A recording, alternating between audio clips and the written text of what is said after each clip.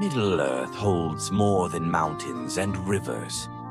It carries the echoes of forgotten ages. I am your keeper of ancient knowledge, sharing the deeper lore that illuminates even the darkest mysteries.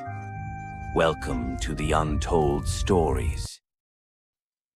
How Legolas became the last prince of the Woodland Realm, a chronicle of the dying light, in Erin Galen. Section 1. Shadowed Beginnings.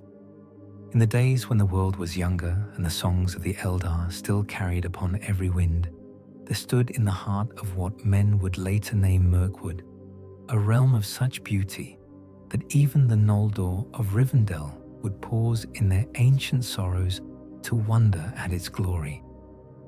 Erin Galen, it was called then, the Greenwood the Great, and beneath its mighty boughs dwelt the woodland realm of King Thranduil, fairest of the Sindar, who had not passed over the sea. Yet even in those days of relative peace, when the shadow of Dol Guldur seemed but a distant thundercloud upon the southern borders, there were those among the wise who marked the changing of the light. The leaves, they said, did not sing as they once did. The streams ran quieter in their beds, and the very air seemed to thicken with some unnamed dread that crept like mist through the forest paths. Legolas Thranduilian, youngest of the princes of the Woodland Realm, felt this change perhaps more keenly than any other, for his spirit was attuned to the voice of growing things, and he heard in the whisper of branch and brook a lament that had no words. Often would he stand upon the high terraces of his father's halls, carved deep into the living stone of the forest's heart, and gaze southward where the trees grew dark and the birds no longer sang.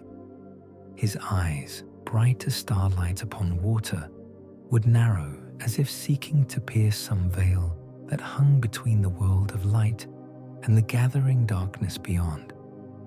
"You brood over much, my son," King Thranduil would say, finding the prince thus standing vigil in the hours before dawn. "The Greenwood has weathered many storms. We are not so easily dimmed." But Legolas, young as he was in the count of elven years, though already he had seen the passing of more seasons than the whole span of mortal men, felt in his bones the truth that his father would not speak aloud. Something was stirring in the deep places of the world, something that remembered older days and bore grudges that time had not softened. The very trees seemed to lean away from the south, their branches reaching ever northward as if fleeing some contagion that spread like poison through root and loam.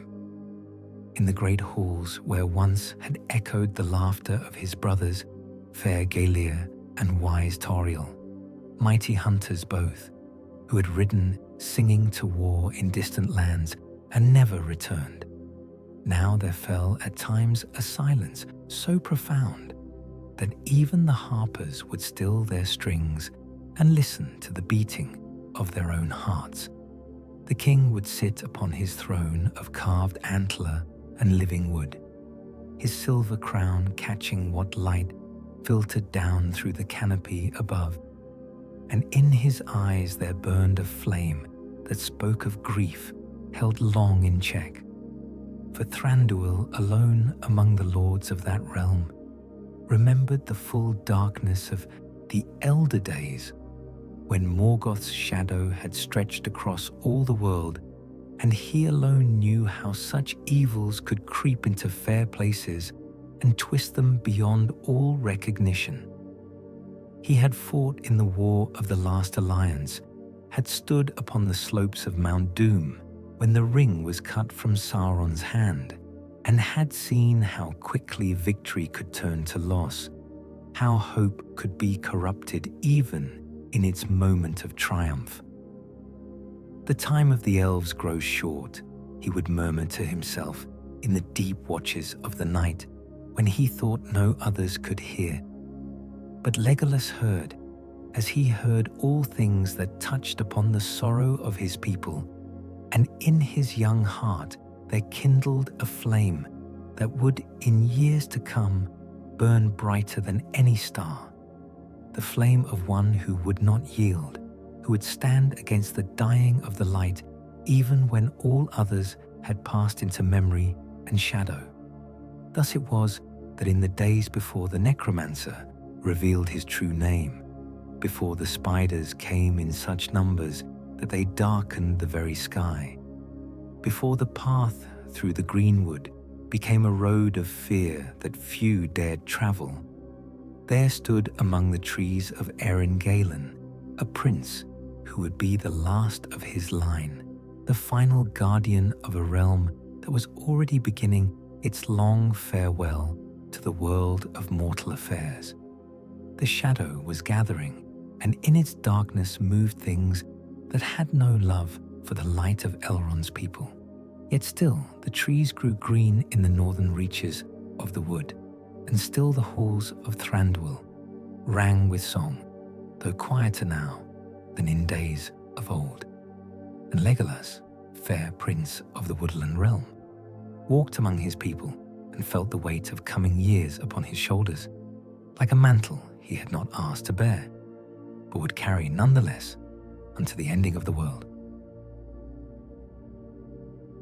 Section 2. A Whisper in the Trees. The first warning came not with trumpet or herald, but in the voice of the wind itself, carrying upon its breath a tale that only the Eldar could comprehend.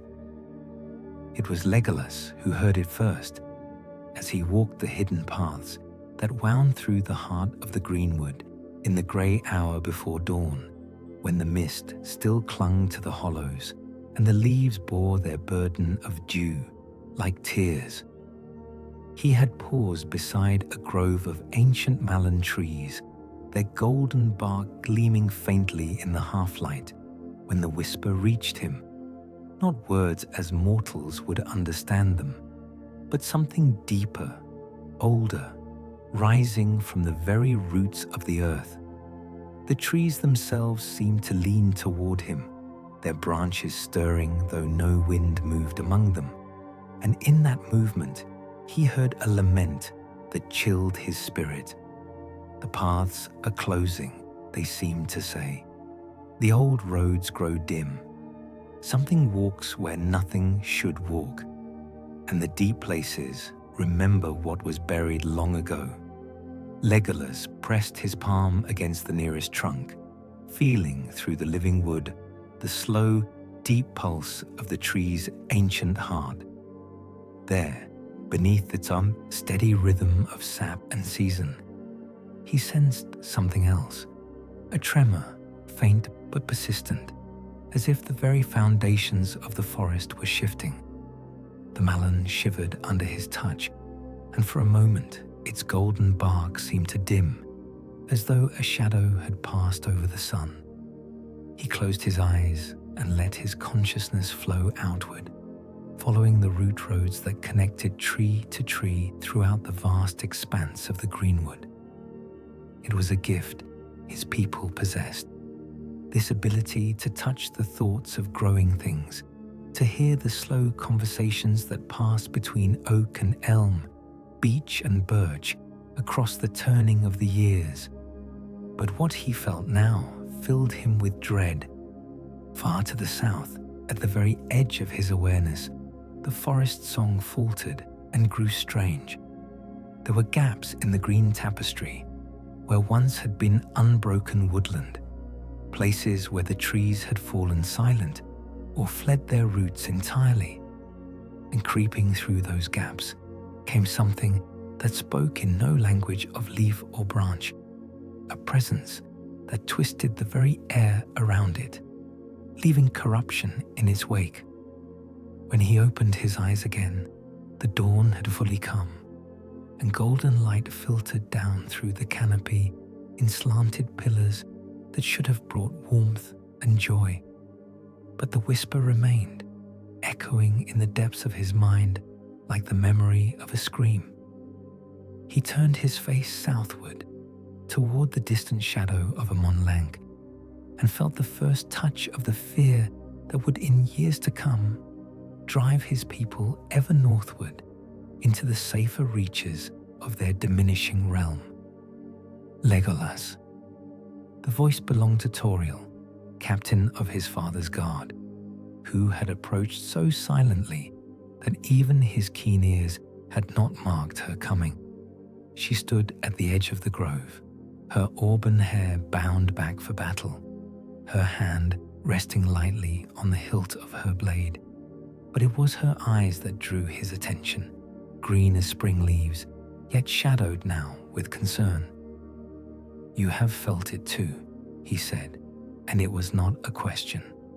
She nodded slowly. "The southern borders grow restless. My scouts report strange tracks in the earth. Not orc nor wolf, but something else. Something that walks on many legs and leaves a trail like poison wherever it passes." "Spiders," Legolas whispered, and the word fell between them like a stone cast into still water, sending ripples of dread in all directions. Tauriel's face grew grim. "Aye, but not the small hunters we have always known. These are creatures of another age, grown large and foul in dark places. And they come from the hill where once the watchtower stood, from the ruins that mortals now call Dol Guldur." At the mention of that accursed name, the very trees seemed to draw back, their leaves rustling with unease. Dol Guldur, the hill of sorcery, where once the enemy had built his tower in the days of the last alliance, and which had stood empty and shunned for long centuries since his defeat. Yet empty it was no longer, if the whispers spoke true. Something had taken residence there, something that sent forth its servants to test the borders of the Woodland Realm. "My father must be told," Legolas said at last, though his heart grew heavy at the thought. For he knew that Thranduil, in his wisdom and his sorrow, would understand what this meant far better than his son could yet comprehend. The time of testing had begun, and the Greenwood would never be the same. As they turned to walk back toward the hidden halls, Legolas cast one last glance toward the south, where morning mist still wreathed the distant hills. Somewhere beyond those veils of vapor, an ancient evil was stirring, and the trees whispered its awakening to any who had ears to hear. Section 3. The Lone Rider. 3 days' journey to the west, where the eaves of the Greenwood gave way to the rolling grasslands of Rovanion, a lone rider urged his grey horse through the morning mist. To any who might have glimpsed him from afar, a shepherd on the hills perhaps, or a merchant brave enough to venture these lonely roads, he would have seemed merely an old man, travel-worn and bent with years, his grey cloak pulled close against the autumn chill. But this was Mithrandir, called Gandalf by some, the grey pilgrim who walked the paths between the kingdoms of men and elves, and in his weathered features burned a light that spoke of fires kindled before the making of the world.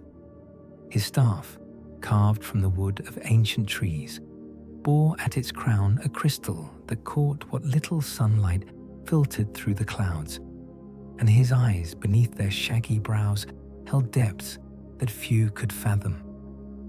He had ridden hard through the night from Edoras, where he had taken counsel with the lords of Rohan, and before that from the hidden valley of Rivendell, where Elrond had spoken words that brought no comfort.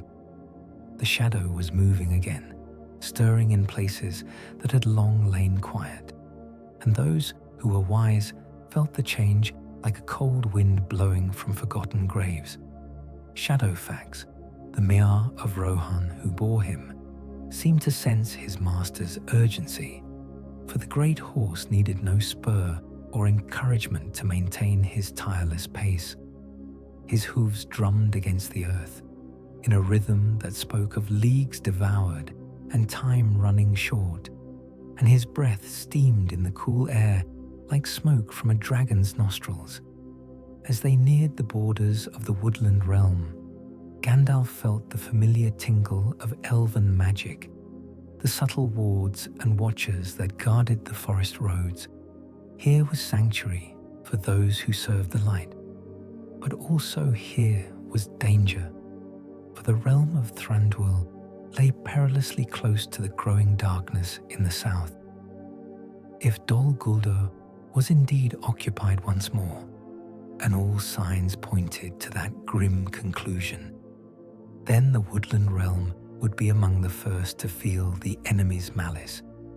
He had walked these paths before, in the days following the last alliance, when the Greenwood still rang with songs of victory and the shadows seemed banished forever.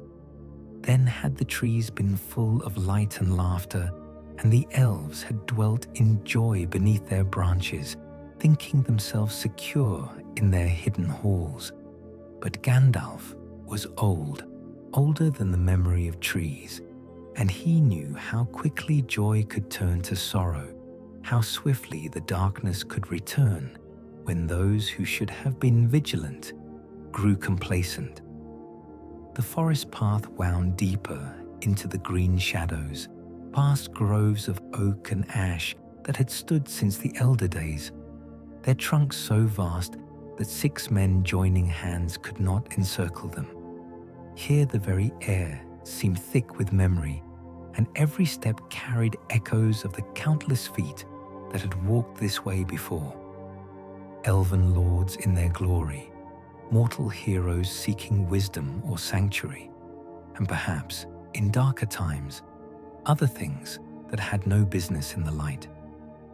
As the sun climbed toward its zenith, Gandalf became aware that he was no longer alone on the path. They came without sound, as was their way, materializing from behind tree and boulder, like figures from a dream.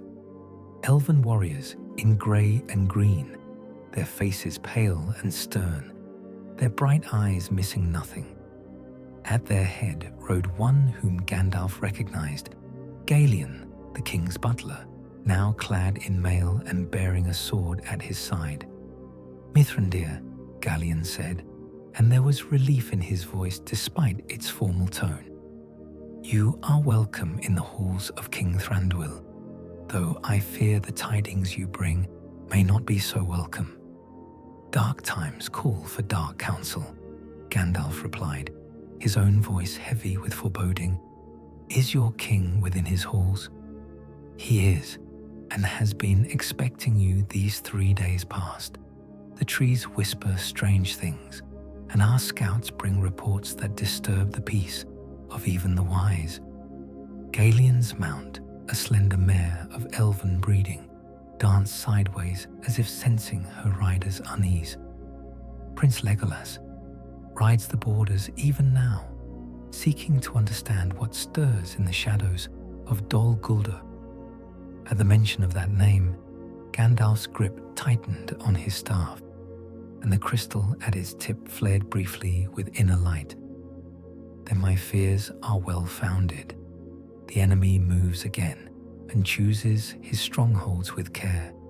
Dol Guldur has been too long unguarded, too long ignored by those who should have known better." They rode in silence after that, the elven escort moving like shadows through the dappled sunlight, their horses' hooves making no sound on the moss-covered path.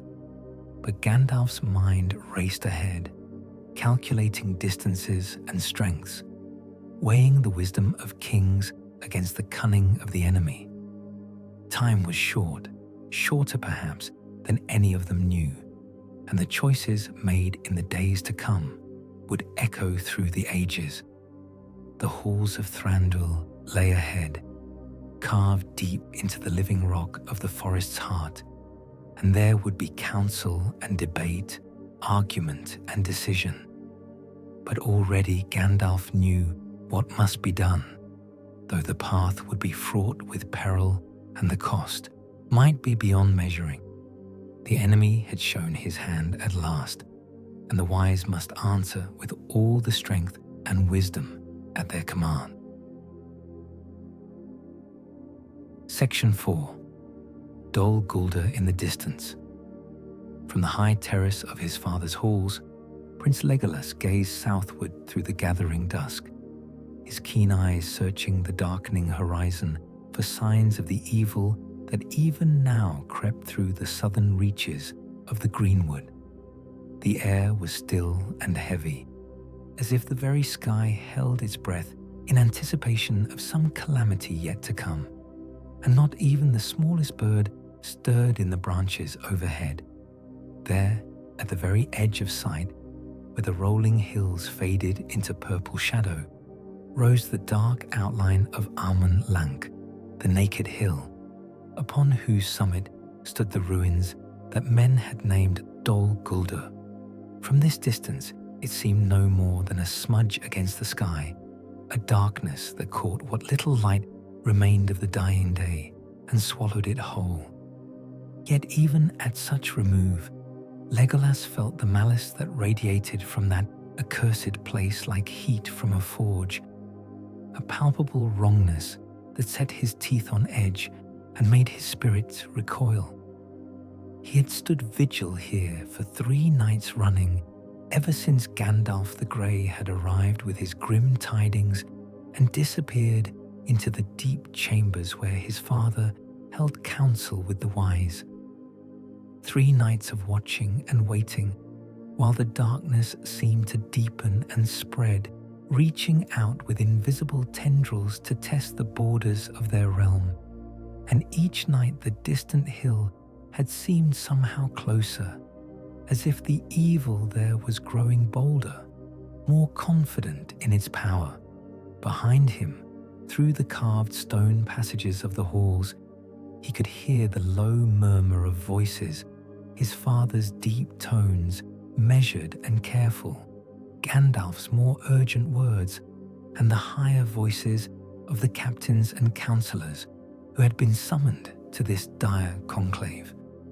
They spoke of ancient evils and forgotten lore, of signs and portents that pointed to a darkness greater than any they had yet imagined. But for all their wisdom and learning, Legolas felt that they saw only shadows of the truth, glimpses of a threat whose full magnitude was yet to be revealed. A soft footfall on the stone behind him announced the arrival of another, and he turned to see Tauriel approaching, her face grave in the starlight. She moved with the fluid grace of her people, making no more sound than a whisper of wind, but her hand rested on her sword hilt, and her eyes held the alert watchfulness of a warrior who expected trouble. "Any change?" she asked quietly, joining him at the stone balustrade that overlooked the forest canopy. "None that I can see," Legolas replied, though his voice carried no relief. "Yet I feel it growing stronger with each passing hour. Something terrible is awakening in that accursed place, something that should have been destroyed long ago." Tauriel nodded grimly. "My scouts report that the spiders have grown bolder. They no longer flee at the approach of our patrols, but stand their ground and fight. And they are larger than before, some as big as wolves, with venom that kills a tree with a single bite." She paused, her green eyes reflecting the first faint stars. Worse still, they seem to be learning. They set traps now, coordinate their attacks. It is as if some dark intelligence guides them. The prince felt a chill that had nothing to do with the evening air. Spiders there had always been in the deeper parts of the forest, descendants perhaps of the great creatures that had served Ungoliant in the elder days. But these new broods spoke of a power behind them, a will that shaped them to its own dark purposes. How far north have they penetrated? To the edge of the Grey Mountains' foothills, though they have not yet crossed the river. But our people there report strange dreams, visions of eyes watching from the shadows, voices that whisper in the deep woods when no wind stirs the leaves. Toriel's voice dropped to barely above a whisper. Some have spoken of a tall figure in black, moving among the trees where no figure should be, leaving frost in his footsteps even in the heat of summer. Legolas felt his blood turn cold. He had heard such tales before, in the oldest songs of his people, stories of the Dark Lord's servants who walked in shadow and brought winter with them wherever they went. If such creatures were indeed abroad again, then the evil in Dol Guldur was far greater than they had dared imagine. As if summoned by their thoughts, a new presence made itself felt on the terrace. Gandalf the Grey, his staff clicking softly against the stone as he approached. The wizard looked older than when he had arrived, as if the counsels of the past 3 days had aged him decades, and his face bore the weight of knowledge that no mortal man should have to carry. "You see it too," he said without preamble, his gaze fixed on the distant darkness, the shadow that reaches out from that cursed hill like the fingers of a grasping hand. "We see it," Legolas replied, and in his voice was all the sorrow of his people, all the grief for what they were losing. "Each day it grows closer, and each day our realm grows smaller. How long before it swallows us entirely?"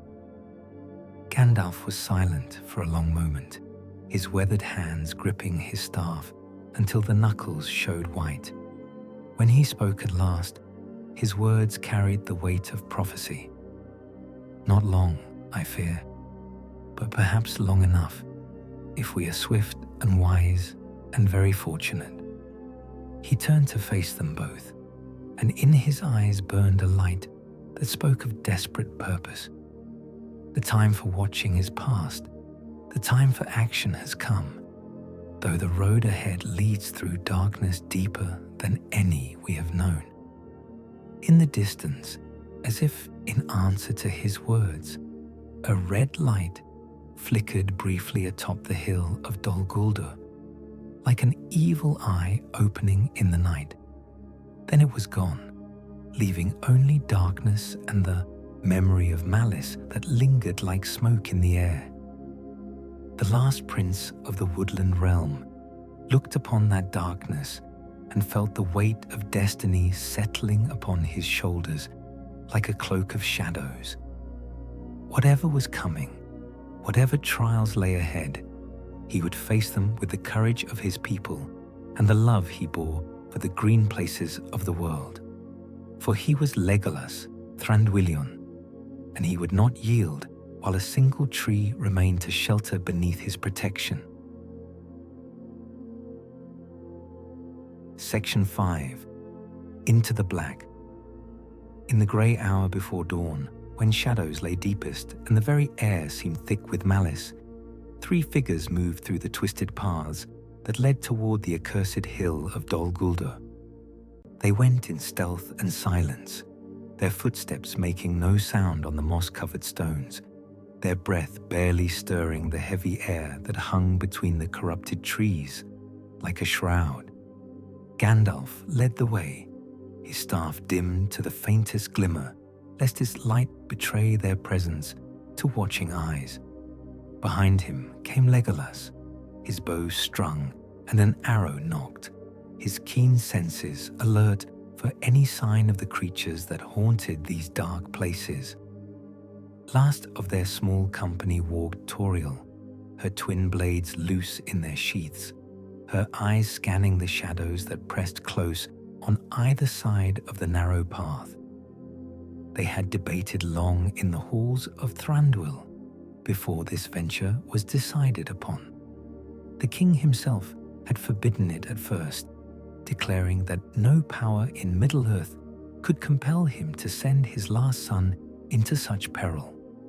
But Gandalf had spoken words that burned with the wisdom of the Valar, and in the end, even the Elven King's love could not stand against the necessity that drove them. Someone must learn the truth of what stirs in that place, the wizard had said, his grey eyes holding depths of fire, and someone must challenge it before it grows too strong to be challenged at all. I have walked in shadow before, and I am not easily daunted, but I will need companions whose eyes can pierce the darkness, whose hearts cannot be turned by fear or despair. Now, as they drew near to the borders of the cursed land, Legolas felt the truth of those words like a weight upon his spirit. The very air here was wrong, tainted with a malice so ancient and deep that it seemed to have seeped into the stones themselves. The trees that lined their path were no longer green and living, but grey and twisted, their branches reaching out like gnarled fingers to clutch at the unwary. No bird sang in their boughs, no squirrel chattered among their leaves. Even the wind seemed to shun this place, leaving the air still and dead. "We are entering the outer circles of his power," Gandalf whispered, his voice barely audible. "From here onward, speak only when you must, and trust nothing that you see or hear. The necromancer is subtle in his malice, and his servants take many forms." They pressed on through the dying forest, following paths that seemed to shift and change when they were not being watched directly. More than once, Legolas felt the sensation of eyes upon him, yet when he turned to look, he saw nothing but shadows that might have been branches, stones that might have been crouching forms. The silence was oppressive, pressing down upon them like a physical weight, broken only by the occasional whisper of wind through the dead leaves overhead. As they climbed higher toward the hill itself, the corruption grew more pronounced. The ground beneath their feet was black and barren, as if nothing had grown here for countless years. Strange fungi sprouted from the rotting stumps of trees, glowing with a sickly phosphorescence that hurt the eyes to look upon. And everywhere there was the smell of decay, of things long dead but not at rest, a stench that clung to their clothing and seemed to seep into their very souls. It was Tauriel who first spotted the webs, vast curtains of silk stretched between the dead trees, each strand thick as a man's finger and glistening with drops of venom that fell like rain upon the corrupted earth. The spiders that had spun them were nowhere to be seen, but their presence was felt in every shadow, every movement at the corner of the eye. "They know we are here," she breathed, her hand tightening on her sword hilt. "I can feel them watching, waiting." Gandalf nodded grimly. "Then we must move quickly. Once they report our presence to their master, our task becomes infinitely more perilous." He raised his staff, and its crystal flared with sudden light, burning away the nearest webs in a flare of silver flame. "Stay close and be ready for anything." They broke into a run, racing up the winding path that led to the summit of Amon Lank. Behind them came a sound like the rustling of dead leaves, but multiplied 100-fold. The sound of countless legs moving across stone and bark, of mandibles clicking in hungry anticipation. The spiders had emerged from their hiding places at last, a tide of black shapes that flowed through the trees like living shadow. Legolas loosed arrow after arrow without seeming to aim, each shaft finding its mark in the press of creatures behind them. His bow sang like a harp string in the dead air, and wherever his arrow struck, the darkness recoiled. But for every spider that fell, 2 more seemed to take its place, and their numbers appeared without limit. Ahead loomed the ruined tower of Dol Guldur, its black stones rising against the star-filled sky, like a dagger thrust up from the earth's heart. No light shone from its windows, no banner flew from its battlements, yet from its very stones emanated a malice so intense that it was like looking into the heart of a furnace. This was their destination, the place where they would at last confront the power that threatened to swallow the Greenwood whole.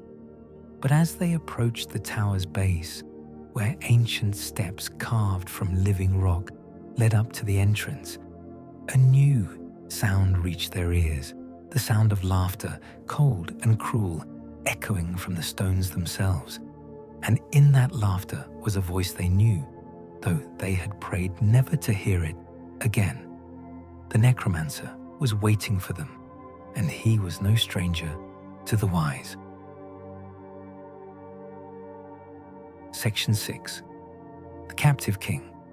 The entrance to Dol Guldur yawned before them like the mouth of some great beast, its carved archway twisted into shapes that hurt the mind to contemplate.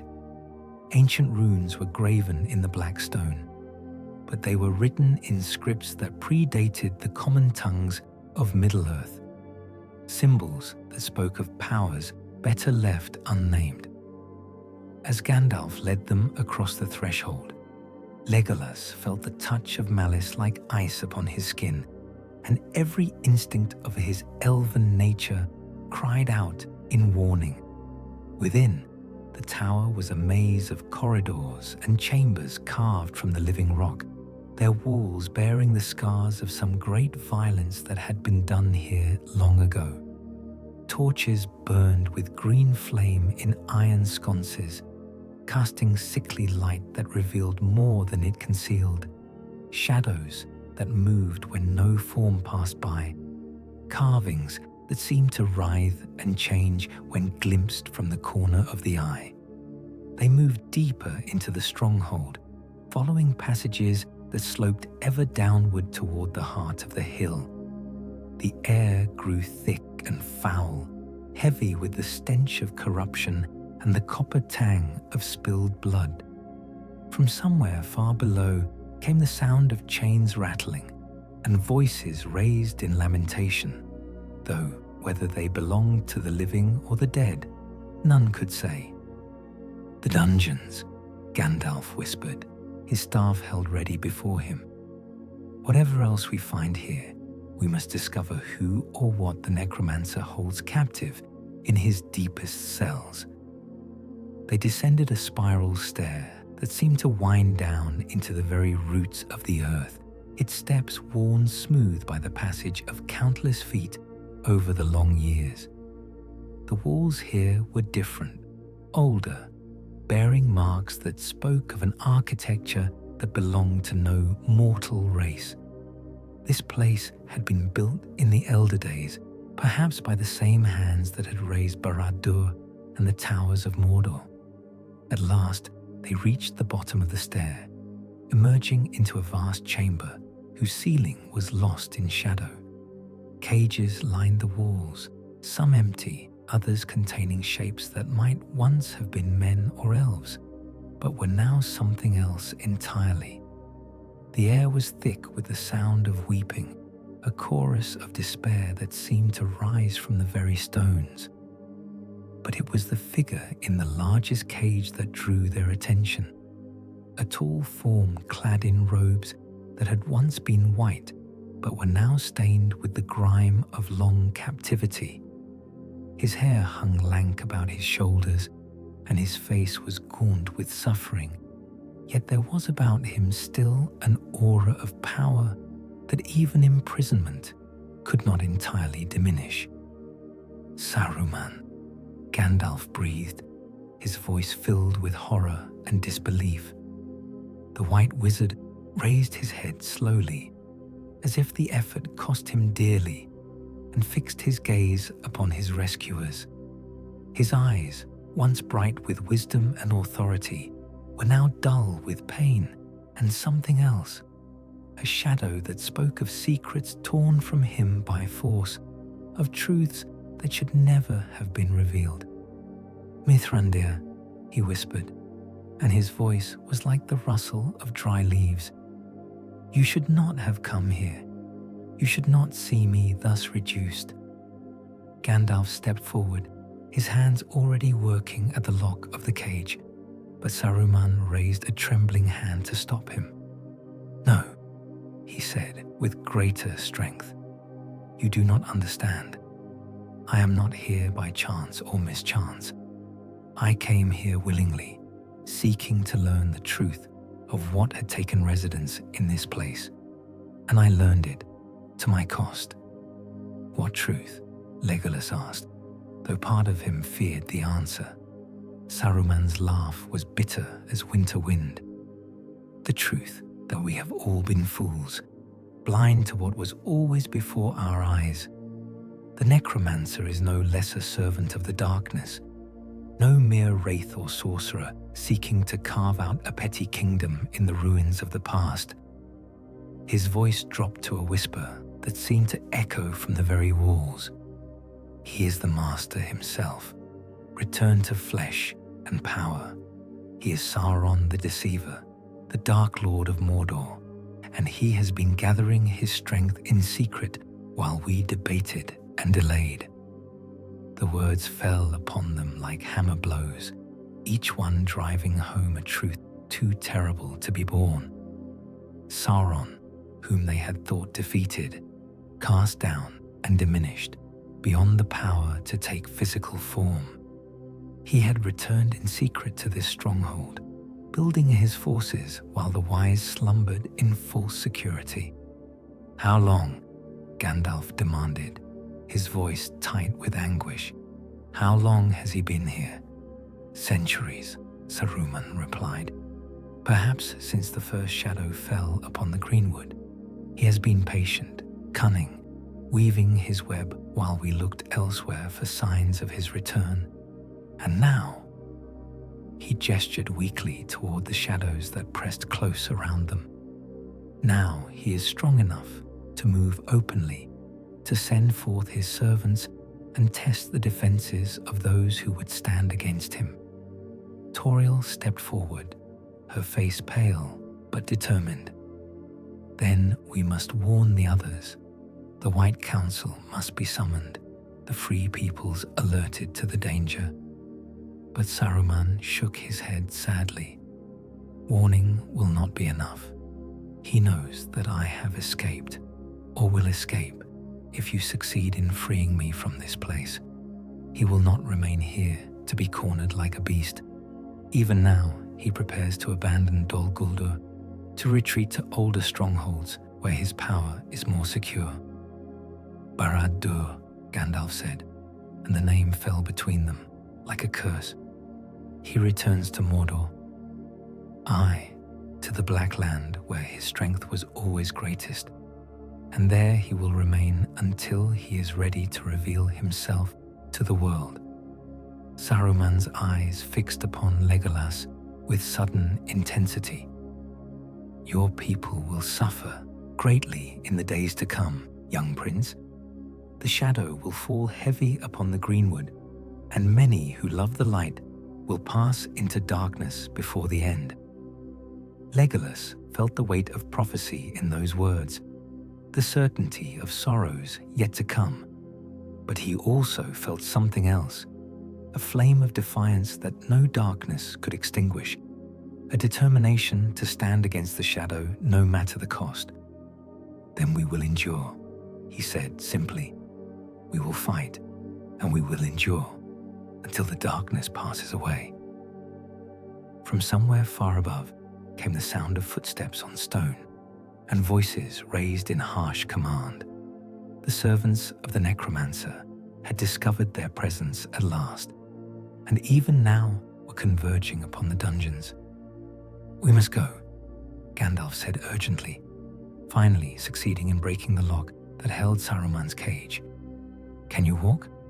The White Wizard nodded slowly, drawing upon reserves of strength that long captivity had not entirely exhausted. I can walk, but our path out of this place will not be easy. He has set many guardians between us and freedom. As if in answer to his words, a terrible roar echoed through the chamber, and from the shadows at the far end stepped a creature of such malice and power that even the stout hearts of the company quailed before it. The necromancer's chief servant had come to ensure that none would leave his master's stronghold alive. Section 7. The Necromancer's Voice. The creature that emerged from the shadows was wreathed in darkness so complete that it seemed to drink the very light from the air around it. Tall as two men, it moved with fluid grace despite its obvious power, and where its feet touched the stone, frost spread in glittering patterns that spoke of winter without end. Its face was hidden beneath a hood that no earthly light could penetrate, but from within that void came the gleam of eyes like stars fallen into shadow. So it spoke, and its voice was like the whisper of wind through graveyards. The grey fool comes at last to meddle in affairs beyond his understanding, and he brings companions. How touching! An elf prince to witness the doom of his people, and a captain to carry word of defeat back to her king. Gandalf stepped forward, his staff blazing with sudden light that drove back the shadows for a few precious feet. I know you, servant of darkness. You are one of the 9, the Nazgul, though you have taken form in this place. Your master sends his greatest servants to guard his retreat, a sign of fear, perhaps. The wraith's laughter was like the sound of ice breaking in the depths of winter. Fear. The Lord of Mordor fears nothing that walks beneath sun or star, but he values his servants and would not see them fall to foolish heroics. The creature raised one pale hand, and the air around it began to writhe with shadows that had substance and malice. You have seen too much, learned too much. That knowledge dies with you in this place. But before the Nazgul could strike, another voice echoed through the chamber, a voice that carried with it all the weight of ancient malice, all the hatred of one who had stood against the very Valar themselves and been cast down for his pride. Let them live a moment longer, my faithful servant.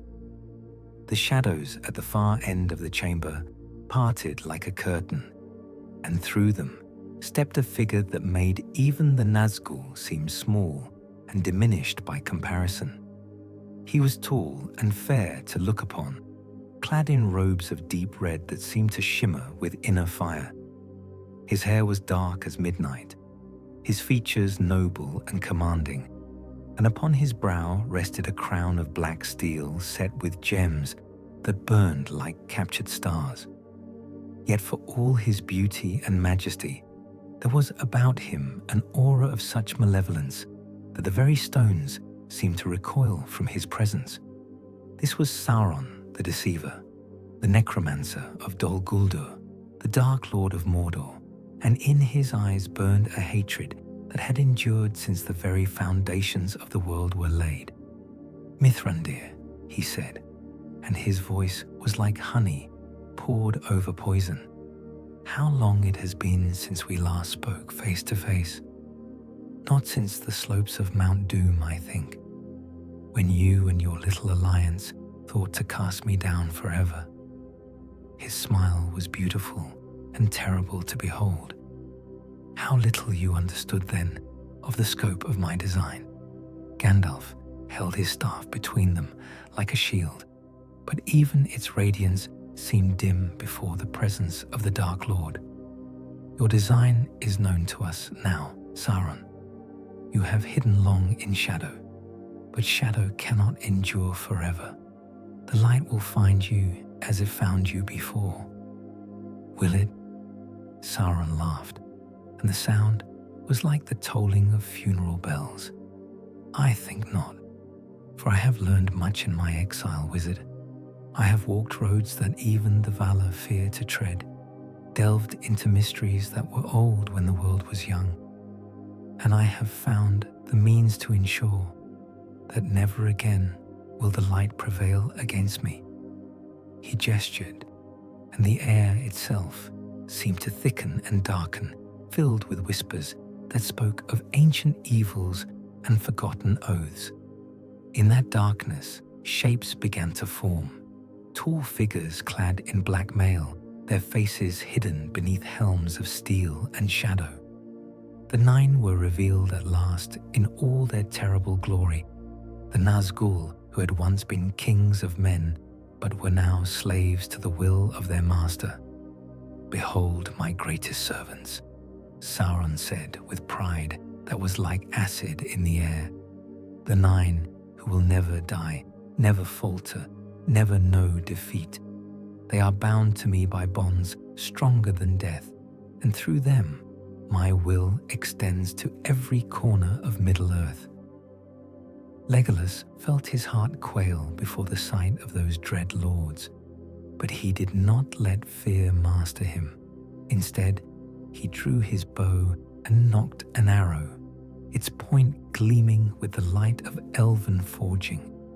"You speak of bonds," he said, his voice steady despite the terror that gripped him.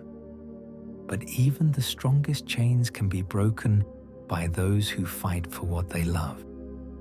Sauron's gaze fell upon him then, and the prince felt the full weight of that ancient malice pressing down upon his spirit like a mountain. For a moment he wavered, seeing in those burning eyes visions of the doom that would fall upon his people. The greenwood withering beneath shadow, the halls of his fathers empty and dark, all beauty fled from the world. But then he thought of the trees he had walked among in his youth, of the songs that rose at evening from the halls of his people, of all the small and precious things that made life worth living. And in that thought, he found strength to stand against the darkness. "You see much, Elf Prince," Sauron said softly. "You see the truth of what is to come. Your realm will fall, your people will fade, and in the end, even the memory of their beauty will be lost. Why do you not kneel before me now, and perhaps I will grant your folk a quicker ending?" "Because," Legolas replied, raising his bow, "some things are worth fighting for, even unto death, and some lights burn so bright that no darkness can extinguish them." The Dark Lord's expression hardened, and for the first time, there was something like anger in his perfect features. "So be it. You have chosen your doom, and I will not stay my hand for misplaced nobility." He raised his own hand, and power gathered around him like a storm of shadow and flame. "Let your defiance be the first note in the song of your people's ending." But before he could strike, Gandalf stepped forward, his staff blazing with such light that even the Nazgul were forced to shield their eyes. "You speak of endings, Sauron," the wizard said, his voice ringing with authority that came from the very foundations of the world. "But some stories have not yet reached their conclusion. The tale of the Woodland Realm is far from over, and the light that burns in the hearts of the free peoples will not be so easily quenched." The chamber erupted in fire and shadow as the two powers clashed, and in that moment of chaos and confusion, the fate of Middle-earth hung balanced on the edge of a knife. Section 8. Fire in the Darkness. The clash of powers that followed shook the very foundations of Dol Guldur, sending cracks racing through the ancient stonework and bringing down centuries of accumulated dust from the vaulted ceiling above. Gandalf stood at the center of a maelstrom of light and fire, his staff raised high as he called upon reserves of strength that few knew he possessed, while Sauron answered with shadows that seemed to devour the very air. "You think yourself mighty, wizard," the Dark Lord snarled, his fair form beginning to waver as the mask of flesh struggled to contain the terrible spirit within. "But you are still, as you ever were, a servant, bound by the will of masters who dare not dirty their hands with the affairs of Middle-earth." Gandalf's reply was lost in the thunder of colliding forces, but his meaning was clear enough. Light erupted from his staff in waves, each pulse driving back the darkness that pressed close around them. The Nazgul recoiled, their forms wavering like smoke in a hurricane, and even their dread lord was forced to step back from the blazing radiance. "Now!" Tauriel shouted above the din, grabbing Saruman's arm and pulling him toward the stairs, while they are distracted. But Legolas hesitated, his bow still drawn, watching as Gandalf fought to hold the powers of darkness at bay. The wizard's face was drawn with effort, sweat beading on his brow despite the chill air of the dungeon, and it was clear that even his great strength had limits. He could not maintain this battle for long. "Go," Gandalf commanded without turning, his voice strained but still carrying absolute authority. "Get Saruman away from here. The White Council must know what we have learned." Reluctantly, Legolas began to back toward the stairs, but as he did so, he saw movement in the shadows beyond the circle of Gandalf's light. More servants of the enemy were gathering, orcs in black armor, great wolves with eyes like burning coals, and things worse still that he could not put name to. They waited like vultures around a dying man, ready to fall upon the wizard the moment his strength failed. The prince made his choice in that instant, turning from the path to safety and loosing arrow after arrow into the gathering host. His shafts flew true, each one finding its mark in the press of enemies, but for every creature that fell, two more seemed to take its place. The servants of darkness were beyond counting, spawned in the deep places beneath the earth where no light had ever shone. "Foolish child," Sauron's voice reached him through the chaos, cold and mocking. "You think to stand against the tide of shadow with nothing but elvish arrows? Your people were ever too proud for their own good." But as the Dark Lord spoke, he gestured with one hand, and from that gesture came a wave of malice so intense that it struck Legolas like a physical blow. The prince staggered, his vision blurring, and for a moment he saw not the dungeon of Dol Guldur, but a vision of the future. The Greenwood burning, his people fleeing north in terror, the halls of his fathers empty and dark. "You see truly," Sauron whispered, his voice seeming to come from inside Legolas's own mind. "This is the fate that awaits all who defy me. Your father's realm will wither and die, and you will live to see it all destroyed. Why do you not save yourself the pain and submit now?" For a heartbeat, the weight of that prophecy nearly crushed the young prince's spirit. But then he heard something that cut through the darkness like a blade of light. The sound of singing, faint but growing stronger, echoing down from the upper levels of the tower. It was an elvish song, ancient and beautiful, full of all the joy and sorrow of his people, and in its melody he heard the voice of his father and the voices of all who had gone before. The song reminded him of who he was and what he fought for, not just for victory or glory, but for the simple right of beautiful things to exist in the world, for the chance that somewhere a bird might still sing in a green tree, that children might laugh in gardens where flowers bloomed, that there might be places where the shadow could not reach. "I do not fight for victory," he said aloud, drawing another arrow though his hands shook with exhaustion. "I fight because it is right to fight, because some things are worth preserving, even if we cannot save them forever." His arrow flew straight and true, and though it could not pierce the Dark Lord's defenses, it blazed with such pure light that Sauron was forced to raise his hand to shield his eyes. In that moment of distraction, Gandalf struck with renewed force, his staff erupting in a pillar of fire that reached from floor to ceiling. "Enough!" the wizard cried, his voice now carrying notes of authority that seemed to shake the very foundations of the tower. "Your time here is ended, Sauron. Return to your holes and caverns. The light will not be denied." For a moment, it seemed that the Dark Lord might give way before that blazing wrath.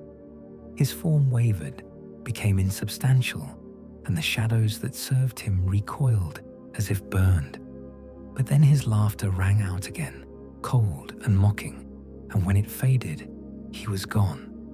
Not destroyed, but departed, withdrawn to safer strongholds where his power could not be challenged. "You have won this day, Mithrandir," his voice echoed from the empty air, "but the victory is hollow. I go now to Mordor, to the Barad-dûr, where my true strength lies, and from there I will send forth such darkness as will make this night seem bright by comparison. The age of the elves is ending, and the age of shadow begins." The silence that followed was profound, broken only by the sound of their own labored breathing and the distant rumble of stones falling as the tower began to collapse around them. The Nazgûl and their servants had withdrawn with their master, leaving only empty darkness behind. "The stair," Gandalf said urgently, his staff dimmed now to a mere glimmer. "We must reach the surface before the whole structure comes down." They ran then, taking the steps 3 at a time as the ancient tower shook itself apart around them. Behind them came the sound of massive stones crashing to the dungeon floor, and ahead the blessed breath of night air told them that escape was possible. But as they emerged at last onto the hillside beneath the stars, Legolas looked back at the crumbling ruin and felt no triumph. They had learned the truth, yes, and struck a blow against the darkness, but the true enemy had escaped, had revealed himself only to withdraw again to places where he could not be reached. The war that was coming would be long and terrible, and many who loved the light would not live to see its ending. But for tonight, at least, they were alive and free, and the songs of his people still echoed in the wind that blew down from the north. It would have to be enough. Section 9. Return to the Wise. The journey back to the halls of Thranduil passed like a dream edged with nightmare, each step carrying them further from the terror of Dol Guldur, yet deeper into the knowledge of what was to come. They travelled by hidden paths through the dying forest, where the very trees seemed to lean away from them as if they carried some contagion of shadow, and spoke little of what they had witnessed in the depths of the enemy's stronghold. Saruman rode in silence, his white robe stained with the grime of captivity, his face gaunt with sufferings that went beyond the merely physical. The ordeal of his imprisonment had changed him, marked him with shadows that would not easily fade. Yet there was steel in him still, a core of will that even the torments of the Nazgûl had not been able to break entirely. Gandalf led their small company with grim purpose, his grey eyes distant as he calculated the implications of what they had learned. The revelation that the necromancer was Sauron himself changed everything. The careful plans of the White Council, the assumptions that had guided their policies for centuries, the very balance of power in Middle-earth, all would have to be reconsidered in light of this new and terrible knowledge. As for Legolas, he rode wrapped in thoughts of home and the burden of prophecy that now lay upon his shoulders.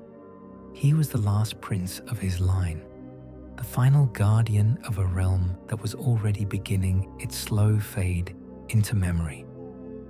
The songs he had heard in the darkness of Dol Guldur had reminded him of what he fought for, but they had also shown him the price that would be paid for defiance.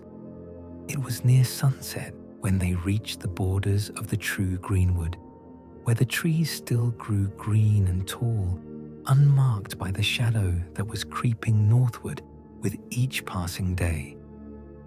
Here the air was sweet with the scent of living things, and birds sang in the branches overhead, their voices bright with joy that seemed almost alien after the corruption they had left behind.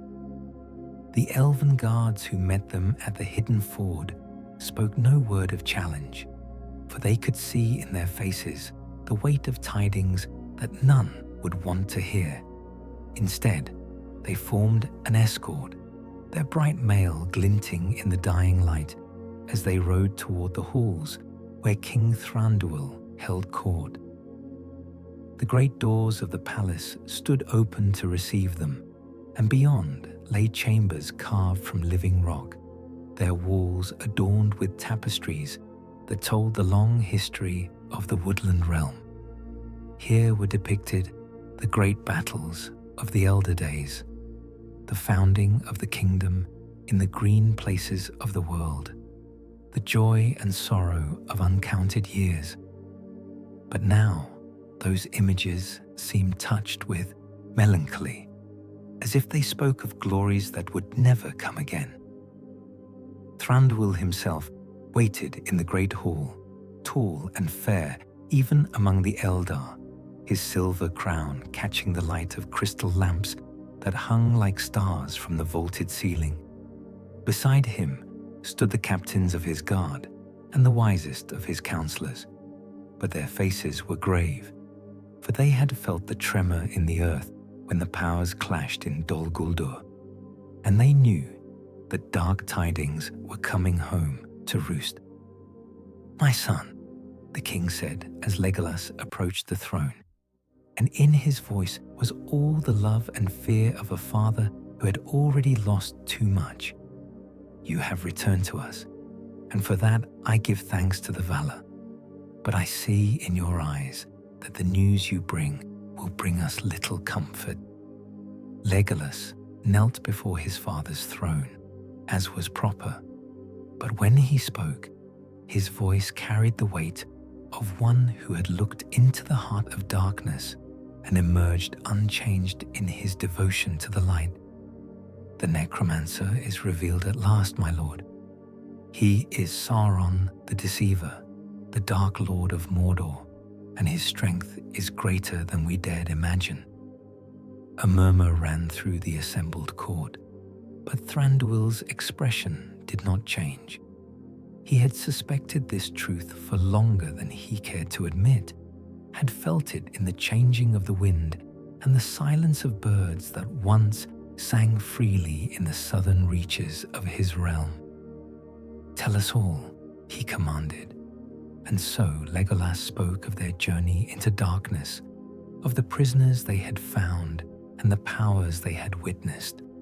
He told of the Nazgul and their terrible master, of the clash of forces that had shaken the very foundations of the enemy's stronghold.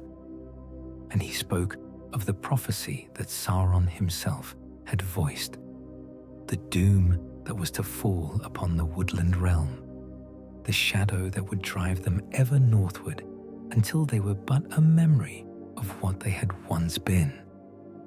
When the tale was done, silence fell upon the hall like a weight. It was Gandalf who broke it at last, rising from where he had sat beside the throne and fixing the assembled lords with his keen grey gaze. "The time for half measures is past," he said, his voice carrying the authority of one who had stood before the Valar themselves. "Sauron has revealed himself and shown his strength. He will not remain in Dol Guldur to be challenged again. Even now, he makes ready to withdraw to Mordor, to the Barad-dûr, where his power has always been greatest. We must act swiftly if we are to prevent him from establishing himself there beyond all hope of challenge." "What would you have us do?" asked one of the captains, his face pale but determined. "Our strength lies in the defense of our own borders. We cannot march on Mordor as the men of old did in the last alliance." "No," Gandalf agreed, "but we can ensure that he does not depart unopposed. The White Council must be summoned, Elrond and Galadriel, Radagast, and all who have the wisdom to understand what is at stake. We must drive him from Dol Guldur before he can complete his withdrawal, scatter his servants, and destroy his works. It will not end the threat he poses, but it may delay his plans long enough for other forces to be set in motion." Thranduil nodded slowly, his mind already turning to the logistics of such an undertaking. "It shall be done. The call will go out this very night, and within a moon's turning, the wise of Middle-earth will gather to take counsel against the darkness." But even as he spoke, all in that hall knew that the age of relative peace was ending. The shadow was moving again, reaching out with grasping fingers to reclaim dominions it had thought lost forever. And in the green places of the world, those who loved the light prepared to make their stand against the coming darkness, knowing that many among them would not live to see the dawn of a new age. The last prince of the Woodland Realm felt the weight of that knowledge like a stone in his heart, but he also felt something else, a flame of hope that no shadow could extinguish, a determination to fight for every green place and every singing bird, for every small joy that made life worth living. He would not yield while strength remained to him, and in that resolve he found a strength that even the Dark Lord could not overcome. Section 10. Stirring the North. In the weeks that followed the revelation at Dol Guldur, the very air of Middle-earth seemed to quicken with purpose and preparation. Ravens flew between the realms of the wise, bearing messages written in scripts that few could read, while riders in grey cloaks travelled the hidden roads that connected the strongholds of those who stood against the darkness. The call had gone out, and those who had the power to answer were making ready. Gandalf the Grey was first to depart from the halls of Thranduil, his urgency driving him northward to the hidden valley of Rivendell, where Elrond, half-elven, kept watch over the last homely house. The wizard's message was simple but terrible. The enemy had returned in strength, and the time for subtle counsel was past. If Sauron were to be denied the chance to establish himself once more in Barad-dûr, the White Council must act swiftly and without hesitation. But Gandalf's mind turned to other matters as well, older plans that had lain dormant for many years, but now took on new urgency. In the deep vaults of Rivendell lay maps of the north, charts that showed the ancient paths to Erebor, the lonely mountain where the great dragon Smaug lay sleeping upon his hoard of stolen gold, and in the grey havens dwelt one whose courage was small, but whose heart was large, who might yet play a part in the great drama that was unfolding. Meanwhile, in the Woodland Realm, preparations of a different sort were underway. King Thranduil had summoned his captains and set them to strengthening the borders, for he knew that when the White Council moved against Dol Guldur, the scattered servants of the enemy would flee northward into his domain. Already the signs were multiplying, spiders in great numbers creeping through the southern forests, wolves howling in the deep woods where no wolves should be, and strange lights seen dancing in the sky above the old watchtowers. Legolas had taken command of the border guards, ranging far and wide through the forest paths to mark the advance of corruption and organize the defense of his people. It was hard work and dangerous, for the servants of darkness were growing bolder by the day, but he found in the duty a purpose that helped to quiet the darker thoughts that plagued him in the sleepless hours before dawn. It was on one such patrol, as he led a company of archers through the twisted paths of the southern marches, that he encountered the first clear sign that the enemy's plans were already in motion. They had paused at the edge of a clearing where once had stood a grove of ancient oaks, trees that had weathered the storms of 3 ages and seen the coming and going of kings. Now only blackened stumps remained, and the very earth was scarred as if by some great fire that burned hotter than any natural flame. "Orc work," said Tauriel, kneeling beside one of the ruined trees and examining the marks left in the charred bark. But not orcs alone. Something larger passed this way, something that left these claw marks in the stone itself. Legolas studied the tracks that led away from the clearing, his keen eyes reading the story written in disturbed earth and broken undergrowth. Whatever had come this way was not alone. He could see the signs of a great host moving northward with purpose and haste, and at the heart of that host was something that made even the hardy trees of the Greenwood recoil in fear. "They are fleeing," he said at last, understanding flooding through him like cold water. "The attack on Dol Guldur has begun, and the necromancer's servants scatter like rats from a burning building." But this was no ordinary retreat. As they followed the trail deeper into the forest, the signs of devastation grew worse. Entire groves had been stripped bare, their life force drained to feed the hunger of the creatures that passed. Streams ran black with corruption, and the very air seemed thick with malice that clung to them like oil. It was Ferren, one of the younger guards, who first spotted the smoke rising from behind a ridge covered with dying pine trees. They approached with caution, bows strung and arrows nocked, but what they found when they crested the hill was beyond their worst fears. A village lay below them, or what had once been a village. The men who dwelt here had been woodcutters and charcoal burners, living simple lives on the edge of the great forest, trading with the elves when need arose, and asking nothing more than to be left in peace.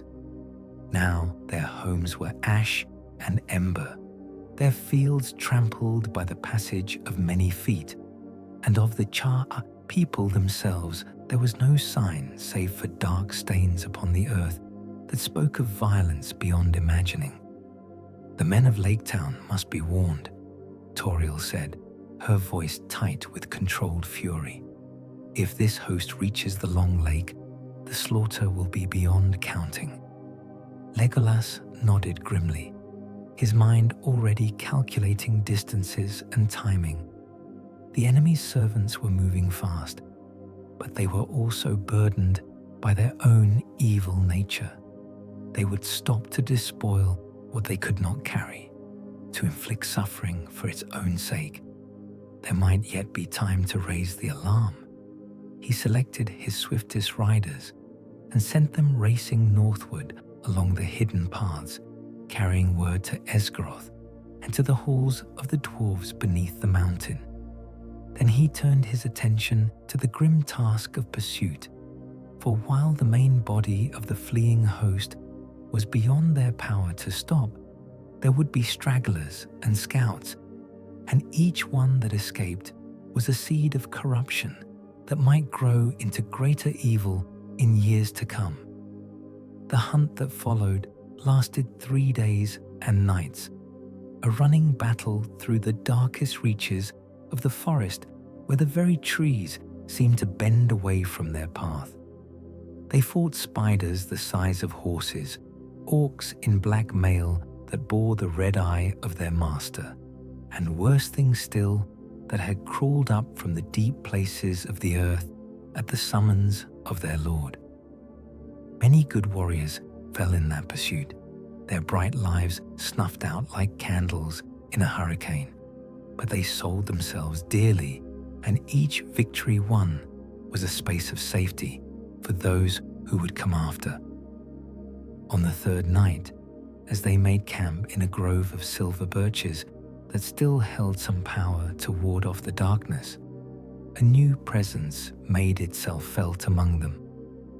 Legolas looked up from the map he was studying by firelight to see a figure approaching through the trees, tall and fair, clad in robes of white that seemed to glow with their own inner radiance. "Lady Galadriel," he said, rising to offer the reverence due to one of the greatest of the Eldar. "Your presence brings light to dark places." The Lady of Lothlorien smiled, but there was sorrow in her eyes that spoke of knowledge dearly bought. "The White Council has met," she said without preamble. "Dol Guldur is cleansed, its towers cast down, and its dungeons open to the sky. But the victory is bitter, for we came too late to prevent the necromancer's escape." "He has gone to Mordor," Legolas said, and it was not a question. "Aye, to the Black Land where his power runs deepest. There he will remain until he judges the time right to reveal himself fully to the world." Galadriel's gaze turned eastward, toward the distant peaks that marked the borders of that accursed realm. But his departure has not been without cost to him. Many of his servants are scattered, his plans disrupted. The respite we have won may be brief, but it is real. She looked around at the weary faces of the elven warriors, marked with the grime of battle and the shadow of things they had seen. "Your people have fought well, Prince of the Woodland Realm, but the greater battle is yet to come, and for that we will need allies whose strength is different from our own." "What allies?" Legolas asked, though he suspected he already knew the answer. "The men of Lake Town, for they control the passages of the north. The dwarves of Erebor, should they ever reclaim their ancient home. And perhaps others whose part in this tale has not yet been written." Her smile became mysterious, touched with the prescience that was the gift of her people. "Great events often turn on small hinges, young prince. Do not despise the aid of those who seem weak, for in their weakness may lie the seeds of victory." With that cryptic pronouncement, she faded back into the shadows between the trees, leaving behind only the memory of starlight and the faint scent of Eleanor flowers. But her words remained, echoing in the prince's mind as he returned to his maps and his planning, adding another thread to the great tapestry of strategy that was slowly taking shape. The dark time was coming, but they would not meet it unprepared. And somewhere in the wide world, forces were stirring that would yet play their part in the salvation or the doom of all who love the light. Section 11. A hobbit remembered far from the dark counsels and grim preparations of the great, in a land where the very air seemed drunk on peace and plenty. There lived in a hobbit hole a creature of small stature but considerable comfort. The Shire lay green and golden under the autumn sun, its rolling hills crowned with copses of oak and ash, where the leaves turned red and gold, its streams running clear and sweet through meadows, where sheep grazed in contentment that knew nothing of the shadows gathering in the wider world. Bag End was the finest hobbit hole in Hobbiton, perhaps in all the Shire, and its master was Bilbo Baggins, a hobbit of respectable family and unimpeachable reputation, who had never done anything more adventurous than walk to Bywater and back. He was well past his 50th year, which by hobbit reckoning made him quite settled in his ways, and his greatest concerns were the state of his garden, the quality of his pipeweed, and the proper preparation of his 7 daily meals. On this particular morning, as the mist rose from the water and the birds sang in the hedgerows, Bilbo stood in his garden smoking his pipe and contemplating the remarkable growth of his prize pumpkins. They were, he reflected with satisfaction, quite the finest specimens he had ever produced, and would certainly take the blue ribbon at the Harvest Festival if there was any justice in the world. It was while he was thus engaged in peaceful contemplation that he became aware of a figure approaching along the path that led from Bywater, a tall figure in grey robes, leaning on a staff and moving with the measured pace of one who had walked many roads. Most hobbits would have hurried indoors at the sight of such a visitor, for the folk of the Shire had little truck with wizards or other strange folk who might bring adventure in their wake. But Bilbo, for all his respectability, had always been counted somewhat odd by his neighbours. Perhaps it was the took blood in him, inherited from his mother's side, or perhaps it was simply that he had never quite lost the sense of wonder that marked the very young. Whatever the cause, he found himself walking down to the gate to meet his unexpected visitor. "Good morning," he said politely, though he was not entirely sure it was a good morning for the stranger. There was something about the wizard, for wizard he clearly was, that spoke of great cares and urgent purposes. "What do you mean?" the wizard replied, fixing him with a keen grey gaze. "Do you wish me a good morning, or mean that it is a good morning whether I want it or not, or that you feel good this morning, or that it is a morning to be good on?" Bilbo blinked in surprise. He had expected perhaps a request for directions or an offer to tell his fortune, but this philosophical inquiry left him somewhat at a loss. "All of them at once, I suppose," he said at last, "and a very fine morning for a pipe of tobacco out of doors into the bargain. If you have a pipe about you, sit down and have a fill of mine. There's no hurry. We have all the day before us." The wizard's stern features softened slightly, and he seemed to study the hobbit with new interest. "You offer hospitality to a stranger without even asking his name or business. That is either very wise or very foolish. I don't see that it makes much difference either way," Bilbo replied with a slight smile. "The morning is beautiful. I have more tobacco than I can smoke in a year, and conversation with a learned gentleman is always welcome. As for names, I am Bilbo Baggins, and I live at Bag End, which you can see for yourself." "Bilbo Baggins," the wizard repeated slowly, as if tasting the name. "I have heard that name before, but it has been many years. I am Gandalf, and Gandalf means me." He paused, then added with what might have been the ghost of a smile, "I remember you as a young hobbitling, running about the lanes of Hobbiton and pestering the older folk with endless questions about what lay beyond the borders of the Shire."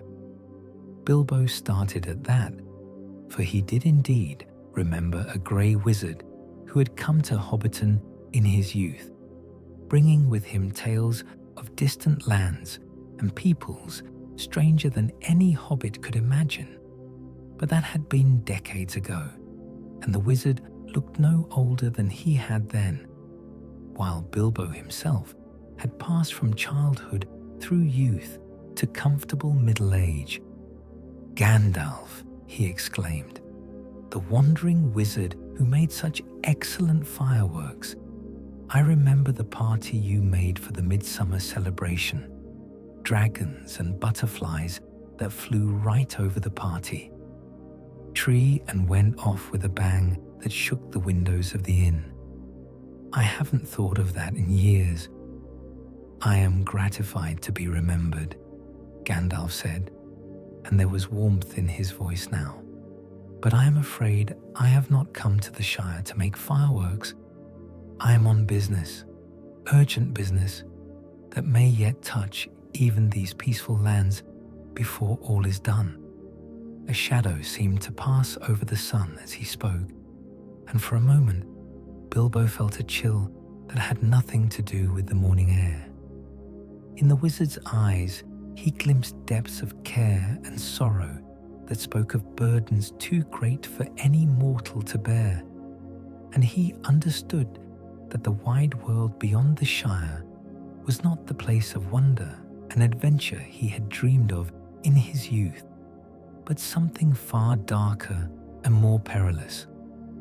"What sort of business?" he asked, though part of him wondered if he truly wanted to know. Gandalf was silent for a long moment, his gaze distant as if he looked beyond the rolling hills of the Shire to places where no hobbit had ever walked. When he spoke at last, his words were careful, measured, as if he weighed each one before giving it voice. "There are older and fouler things than orcs in the deep places of the world," he said quietly. "Powers that have slept for long ages are stirring again, and the shadows that once troubled the elder days are gathering strength. The time is coming when all the free peoples of Middle-earth must choose to stand together against the darkness, or to fall separately as it swallows them one by one." Bilbo felt his heart skip a beat at those words, for they spoke of a world larger and more terrible than any he had imagined. "But surely," he said, his voice barely above a whisper, "surely the Shire is too small and far away to matter in such great affairs. We're just hobbits after all. We don't concern ourselves with the doings of the big folk." "Perhaps," Gandalf replied, but his eyes held a light that suggested he thought otherwise. "Yet I have found that the most unlikely people often prove to be the most important. Small acts of kindness and courage can change the fate of kingdoms, and hearts that know nothing of fear may succeed where armies fail." He rose then, gathering his grey robes about him, and Bilbo felt a sudden pang of loss as if something precious was slipping away. "Will I see you again?" he asked, surprising himself with the wistfulness in his voice. Gandalf paused at the gate, looking back with an expression that might have been fond. "Perhaps sooner than you think, Bilbo Baggins. The roads of the world have a way of circling back upon themselves, and I have a feeling that your part in this tale is far from finished." With that, he was gone, striding away down the path with renewed purpose, leaving behind only the memory of grey eyes and words that seemed to echo with prophecy. Bilbo stood at his gate for a long time after the wizard had vanished, staring down the road that led away from the Shire into the wide and dangerous world beyond. For the first time in many years, he felt the stirring of something he had thought long buried, the Tookish part of his nature that yearned for horizons and adventures, for songs unsung and tales untold. And though he quickly suppressed the feeling and returned to his comfortable home, the seed had been planted, and in the fullness of time, it would grow into something that would shake the foundations of the world. In the quiet of Bag End, as he sat by his fire that evening, Bilbo found himself thinking not of pumpkins and prize-winning vegetables, but of grey roads winding into mystery and the strange conviction that his own small part in the great music of the world was yet to be played. Section 12. The plan set in motion. In the hidden valley of Rivendell, where the Bruinen sang its eternal song, and the stars seemed to hang close enough to pluck from the sky, the White Council sat in solemn conclave.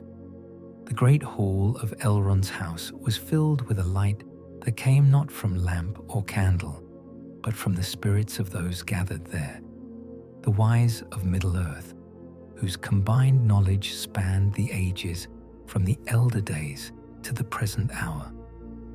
Elrond himself presided, his face grave with the weight of the tidings that had been brought to his house. Beside him sat Galadriel, fairest of the Eldar, her golden hair crowned with light that seemed to emanate from her very being. Gandalf stood before a great table where maps were spread, his finger tracing the paths that led from the ruins of Dol Guldur to the distant peaks of Erebor, while Saruman the White, recovered now from his ordeal, but marked still by shadows, studied ancient texts that spoke of dragonfire and the malice of worms. "The necromancer has fled," Gandalf was saying, his voice heavy with the frustration of victory incomplete. "Dol Guldur is cleansed, its towers cast down, and its dungeons opened to the clean air. But Sauron has merely withdrawn to Mordor, where his power runs deeper than any of us can challenge alone." "Yet we have gained time," Elrond observed, his keen eyes studying the maps that showed the flow of rivers and the march of mountains across the north. "His plans are disrupted, his servants scattered. The question now is how best to use the respite we have won."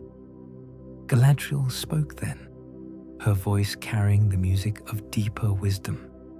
"The darkness that dwells in Mordor is not the only shadow that troubles the north.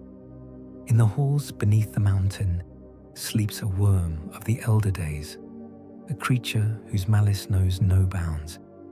Smaug the Mighty, the chiefest and greatest of calamities, lies curled upon his stolen hoard, and his power grows with each passing year." "The dragon must be dealt with," Saruman agreed, looking up from his scrolls. "For if Sauron should turn his attention northward, seek to make alliance with the worm, then the free peoples would face a threat beyond their power to withstand. Fire and shadow, united, the thought chills even my blood." Gandalf nodded slowly.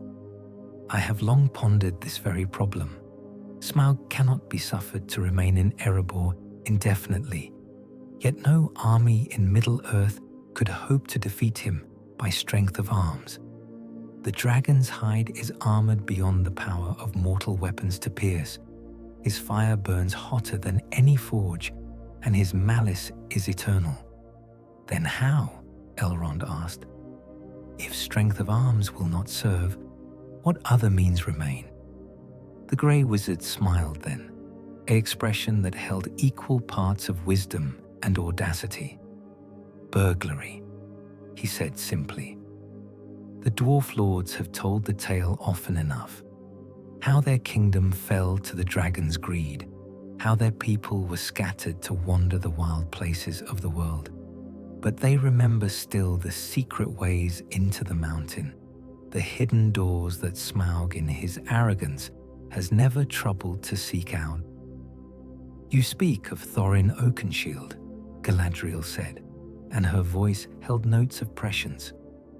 "The heir of Durin, who burns with the desire to reclaim his inheritance. Yes, I have seen him in my mirror, wandering the roads of exile with fire in his heart. Even so, but Thorin alone, even with all the dwarf lords he might gather to his banner, would be insufficient for such a task. What is needed is a burglar, someone small and quiet, someone the dragon would not suspect or fear." Saruman looked up sharply. "You speak in riddles, Mithrandir. What manner of burglar could hope to deceive the eyes of Smaug the Mighty?" Gandalf's smile widened. "One who has never seen a dragon, never dreamed of treasure beyond a few silver coins, never even left the bounds of his native land. One whose heart knows nothing of greed or malice, whose courage is untested, but whose will is strong." Understanding dawned in Elrond's eyes. "A hobbit. Indeed. I have in mind one Bilbo Baggins of the Shire, a creature of small stature but considerable character. He has the Took blood in him, which gives him just enough foolishness to attempt the impossible, and the Baggins sense to survive it once attempted." The members of the council exchanged glances, weighing the audacity of such a plan against the desperate need that drove them to consider it. To send a simple hobbit, a creature who had never ventured beyond the borders of his own shire, into the desolation of Erebor, to face the mightiest dragon of the age. It seemed madness. Yet, as Galadriel observed with the wisdom of one who had watched the turning of the world since its youth, the greatest deeds are often accomplished by the smallest hands, and sometimes the simplest heart may see clearly where the wise are blinded by their own knowledge. "It is decided then," Elrond said at last. "The plan shall go forward. Thorin Oakenshield must be contacted, the company assembled, and the hobbit persuaded to join their quest." Gandalf bowed formally. "I shall see to it personally. The roads that lead to the Shire are not unknown to me, and I believe Master Baggins may prove more willing than he himself imagines." As the council dispersed, each member bearing away their portion of the great design, Gandalf lingered in the hall with Elrond, studying once more the maps that traced the paths through the wild lands to the Lonely Mountain. "Do you truly believe this plan can succeed?" the Lord of Rivendell asked quietly.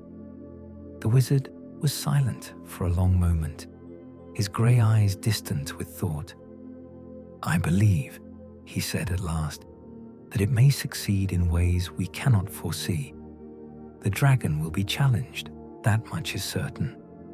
As for the rest," he shrugged, "the music of the Ainu was written before the world began. But even the Valar do not know all its measures. We must play our part and trust that the final chord will be one of light, not darkness."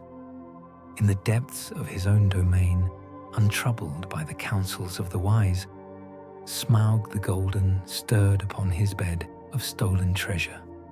Perhaps some distant echo of their planning reached even to the halls beneath the mountain, or perhaps it was merely the restlessness that sometimes took him when he dreamed of fire and conquest. The dragon's great eye opened, golden and malevolent, and for a moment the very stones of Erebor trembled at his waking. But then he settled again into slumber, secure in his arrogance and the certainty that no power in Middle-earth would dare to challenge him in his lair. He was, after all, Smaug the Mighty, Smaug the Impenetrable, Smaug the unassailable. What could the small folk of the world do against such magnificence as his? Time would tell. Section 13. The Fire Awakens. The echoes of footsteps had not troubled the halls of Erebor for nearly 2 centuries, not since the day when Smaug the Terrible had come down from the north in fire and wrath to claim the lonely mountain for his own. Now those ancient corridors lay shrouded in darkness and dust, their carved pillars supporting nothing but shadow, their floors carpeted with the accumulated debris of years uncounted. Yet something stirred in the deep places where the great worm made his lair, a restlessness that spoke of dreams both golden and grim. For Smaug was dreaming, and in his dreams he flew again over the kingdoms of men, bringing fire and ruin to those who dared to stand in his path.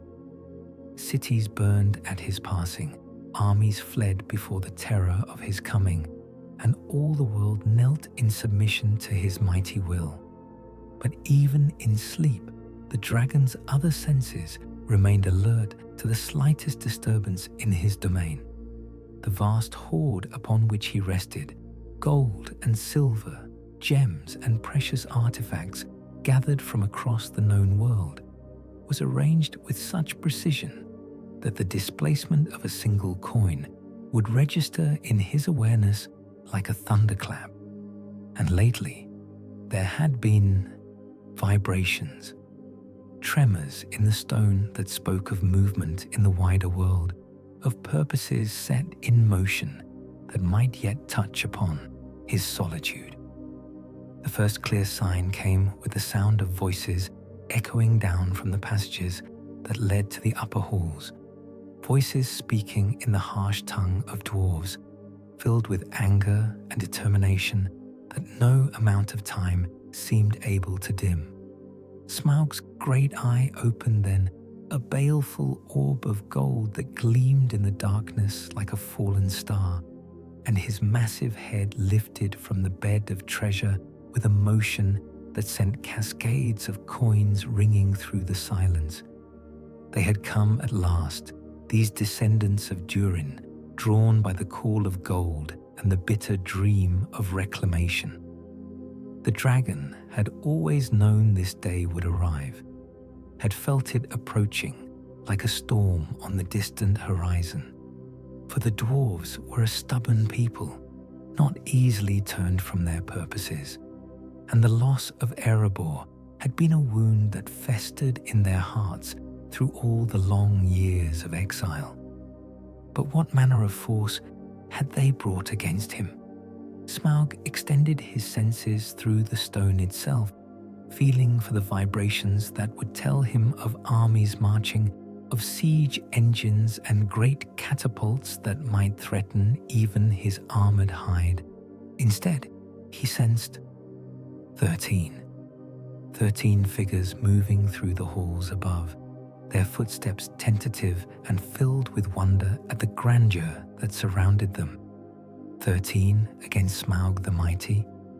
The dragon's laughter rumbled through the mountain like distant thunder, a sound of such malevolent amusement that the very stones seemed to recoil from it. Surely this was some jest, some elaborate trap designed to lure him into complacency. No dwarf king, however desperate, would attempt to reclaim Erebor with such a pitifully small force.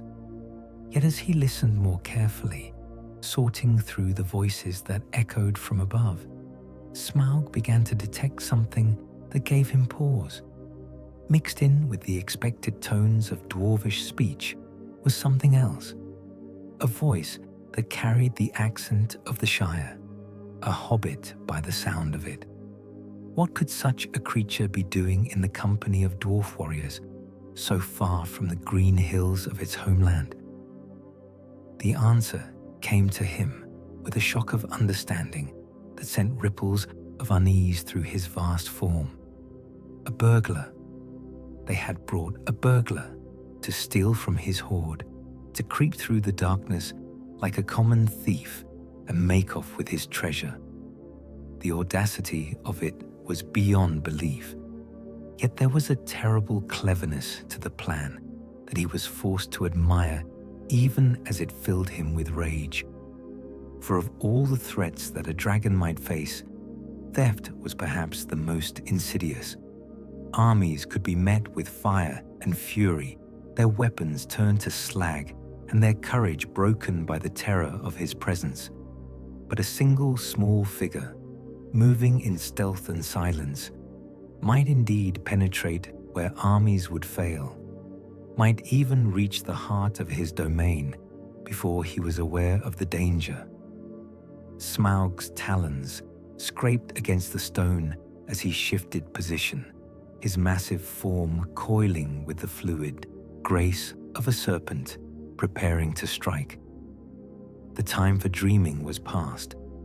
The dwarf prince and his companions would find that the king under the mountain was not sleeping as deeply as they supposed, and that Smaug the Golden was very much aware of their presence in his halls.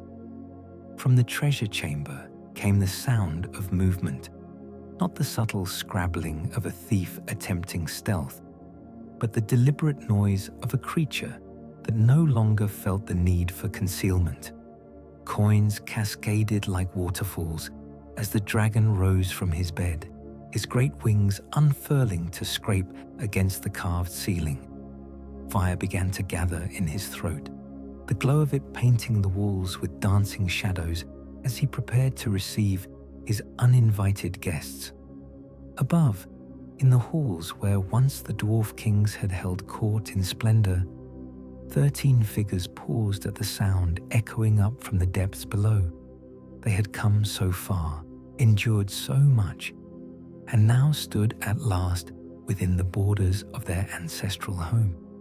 But the sound rising from the treasure chamber spoke of a wrath that time had not dimmed, a malice that grew stronger rather than weaker with each passing year. "He knows we are here," Thorin Oakenshield said quietly, his hand resting on the hilt of his sword, though he knew no blade forged by dwarf or man could pierce the dragon's hide. "Smaug is awake, and he is aware of our presence. Bilbo Baggins, burglar by appointment, if not by inclination, felt his knees begin to shake as the full magnitude of what they had undertaken finally came home to him. Somewhere below, in the darkness beneath their feet, lay a creature of such power and malice that kingdoms had fallen before its wrath. And he, a simple hobbit who had never stolen so much as an apple from a neighbor's tree, was expected to walk into that creature's very lair and make off with a portion of its hoard. Perhaps, he ventured hopefully, we could just knock and ask politely. But even as he spoke, the sound from below grew louder, more ominous, and all in that company knew that the time for stealth and planning was past. The dragon was stirring, and soon the halls of Erebor would echo once more with the roar of Smaug the Terrible, the voice of fire and ruin that had brought low the kingdom of the dwarves. The final act of their long journey was about to begin, and none among them could say with certainty how it would end. Section 14. A blade, not yet drawn. While fire stirred beneath the lonely mountain and the dragon's wrath began to burn in earnest, other forces moved in the darkness beyond the borders of the civilized world. In Mirkwood, where the shadow of Dol Guldur had left its mark despite the tower's fall, servants of the Dark Lord crept through the corrupted forest on missions that would not bear the light of day. They came from the south, these creatures of malice and shadow, orcs in black mail bearing the red eye upon their shields, great wolves whose eyes gleamed with unnatural intelligence, and things worse still, that had no names in the tongues of the free peoples. Their orders were simple: sow chaos in the north, while the wise were distracted by other concerns. Probe the defenses of those who might stand against their master's return, and prepare the way for the greater darkness that was to come. In the halls of the Woodland Realm, King Thranduil felt their approach like a cold wind blowing from forgotten graves. The borders of his domain had never seemed so fragile, so easily pierced by the malice that pressed against them from all sides. His people were brave and skilled in the arts of war, but they were few in number, and the corruption that seeped northward from the ruins of the necromancer's stronghold seemed to multiply the enemy's forces with each passing day. "The southern marches are overrun," reported Toriel as she stood before the throne, her armor stained with the black blood of orcs and her face marked with the weariness of constant battle. "We have withdrawn to the second line of defenses, but they cannot hold for long. The enemy comes in waves, and each wave is larger than the last." Legolas stood beside his father's throne, his own bow still strung from the morning's fighting, and felt the weight of impossible choices pressing down upon him. Every instinct cried out to take the field himself, to lead his people in one last desperate charge against the forces of darkness. But he was no longer merely a prince of the Woodland Realm. He was its heir, its last hope, and his death would mean the end of a line that had stood against the shadow since the elder days. "How long can the borders hold?" Thranduil asked, though his tone suggested he already knew the answer. "Perhaps a month, if we are fortunate," Toriel replied honestly. "But the enemy is not merely seeking to overrun our defenses. They probe constantly, testing our strength, learning our weaknesses. It is as if they seek to understand exactly how much force will be required to sweep us aside entirely." The king's fingers tightened on the arms of his throne, carved from the living wood of the forest itself. Then they prepare for something larger. This is not the main assault, but merely the prelude to it. From the shadows at the far end of the hall stepped another figure, Galion, the king's counselor, whose face bore the gravity of one who brought tidings no ruler would wish to hear. "My lord, we have received word from our kin in Lothlorien. The Lady Galadriel reports strange movements in the south, armies gathering in the lands beyond the Misty Mountains. The Dark Lord does not sleep in Barad-dûr, but sends forth his servants to test the resolve of all who might stand against him." Thranduil rose from his throne, pacing to the great window that looked out over the canopy of his realm. Even here, in the heart of his domain where the trees still grew green and strong, he could see the signs of corruption creeping northward. Leaves that turned brown out of season, streams that ran sluggish and dark, clearings where no birds sang and no flowers bloomed. "We are too few," he said at last, the words heavy with the weight of truth, long avoided. "Too few to hold all our borders, too few to strike back at the enemy's source. We can delay the inevitable, perhaps, but we cannot prevent it."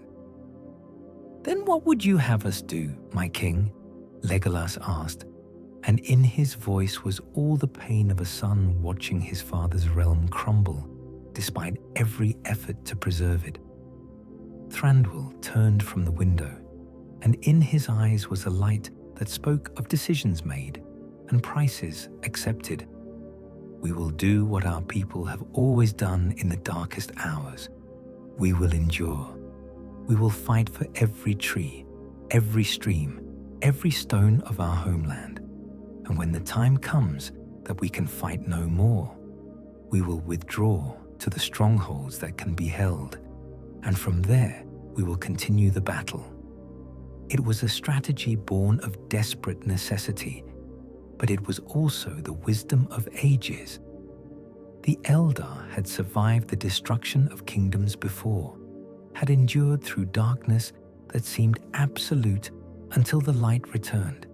They would bend but not break, retreat but not surrender, and somewhere in the deep places of the world they would keep alive the flame of hope until it could burn bright once more.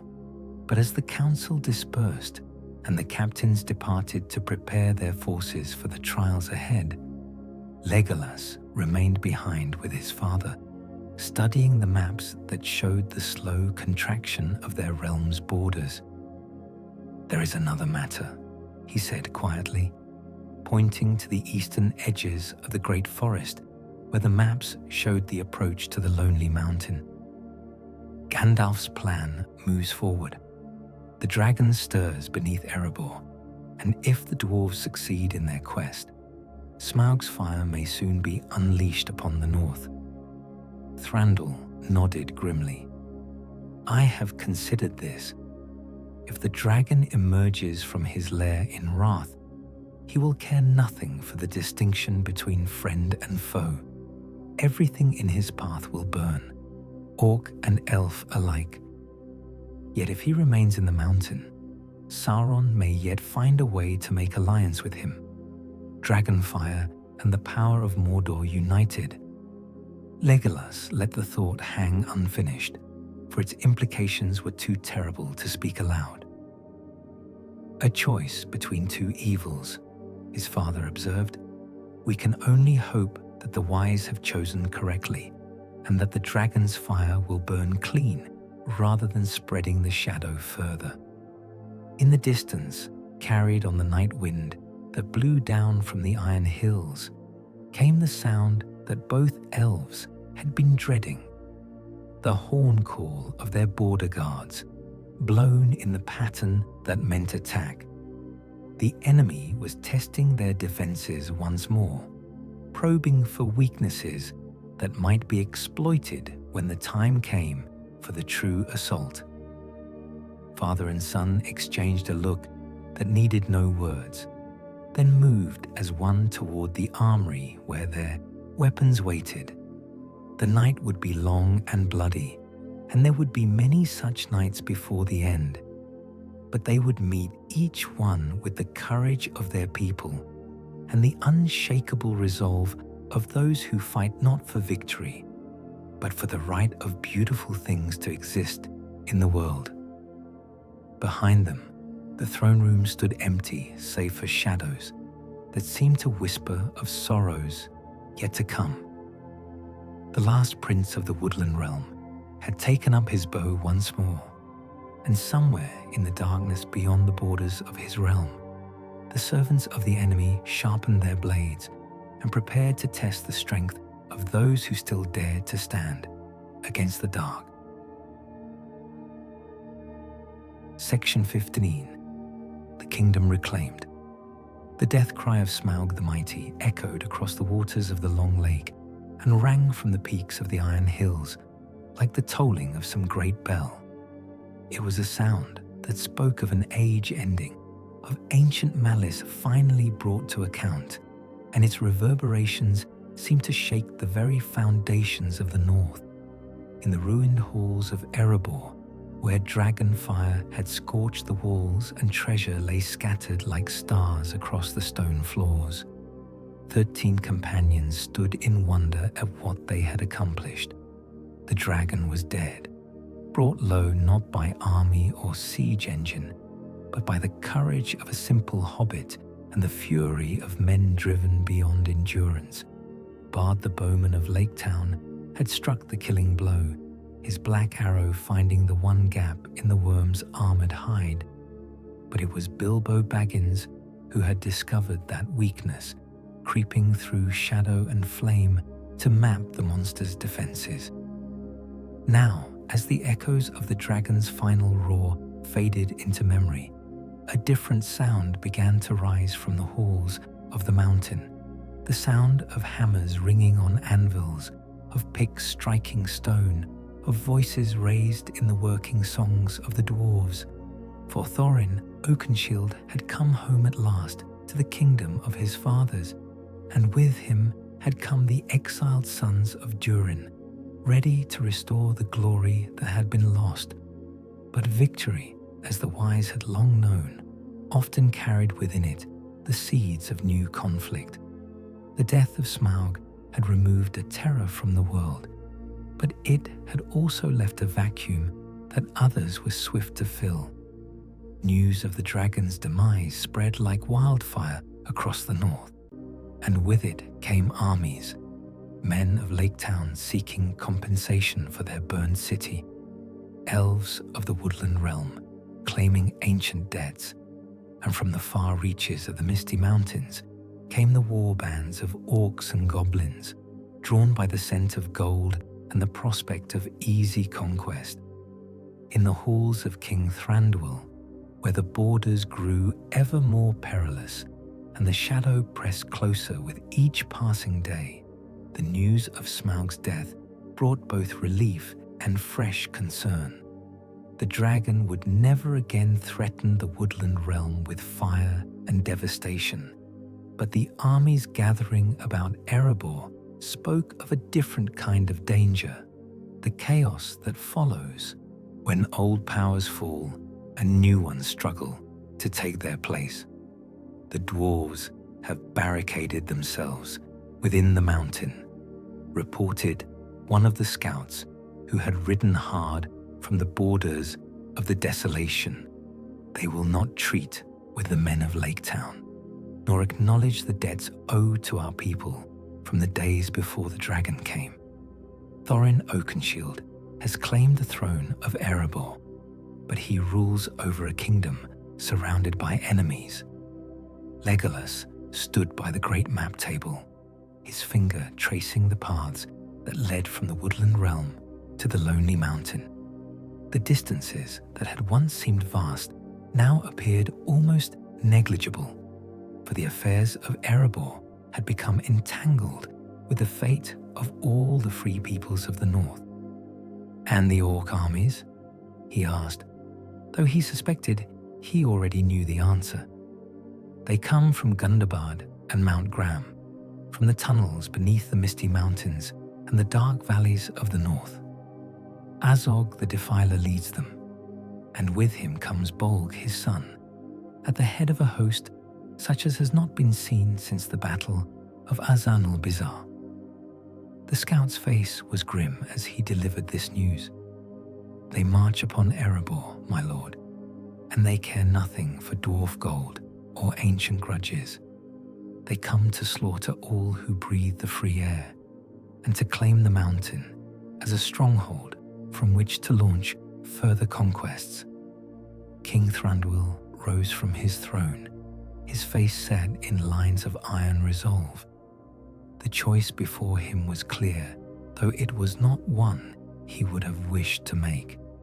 His own realm was beset by enemies, his borders failing, his people driven ever northward by the corruption that spread from the ruins of Dol Guldur. To march his army to Erebor would leave the Woodland Realm defenseless, might indeed be the end of his people's long watch in the forest. Yet if the orcs were permitted to take the mountain, if they established a stronghold so close to his own borders, then the Woodland Realm was doomed regardless. The free peoples must stand together or fall separately, and the choice between slow defeat and swift action was no choice at all. "Sound the horns," he commanded, his voice carrying the authority of one who had ruled for more than an age of the world. "Call in the border guards, muster every warrior who can bear arms. We march for Erebor, and there we will make our stand against the darkness." Legolas felt his heart lift at those words, even as he understood their terrible cost. This would be the last muster of the Woodland Realm, the final gathering of a people who had guarded the forest since the elder days. Win or lose, the realm of his fathers would never be the same. And if we fall, he asked quietly, the words meant for his father's ears alone. Thranduil's smile was sad but proud. Then we fall as we have lived, with honor and in defense of the light. There are worse fates for a people than to be remembered as those who stood against the dark when the choice was offered. The preparation that followed was swift and purposeful, for the elves of the Woodland Realm were warriors born, and they understood the urgency that drove them. Within a day, the army was ready to march, not the great host that once had ridden to war in the last alliance, but still a force to be reckoned with. Bright spears and silver mail glinting in the morning sun as they formed their ranks beneath the trees. As they rode out from the halls of Thranduil for what might be the last time, Legolas looked back at the palace carved into the living rock, at the trees that had sheltered his people for countless generations. Much would be lost in the battle to come, regardless of its outcome. But some things, he reflected, were worth the losing, if in their sacrifice they preserved something greater still. The army of the Woodland Realm rode eastward through the dying forest, toward the lonely mountain where the fate of the north would be decided. Behind them, the borders of their realm lay open and undefended, but they did not look back, for they were the Eldar, the firstborn, and they had chosen to spend themselves in one last great deed, rather than fade slowly into the shadows of memory. The battle of 5 armies was coming, and with it would come the end of the age of the elves in the wild places of the world. Section 16. A ring still sleeps in the depths of the misty mountains, where the roots of the world ran deep and the darkness was older than memory. Something stirred in places that had not felt movement for many long years. The battle that raged upon the slopes of Erebor sent tremors through the stone itself, and in the deep ways beneath the goblin town, creatures that had hidden from the light since the elder days began to whisper among themselves of opportunity and ancient hungers finally roused. But it was not in the goblin tunnels that the greatest change was felt, nor in the halls where once the dwarf kings had delved for mithril and gems beyond price.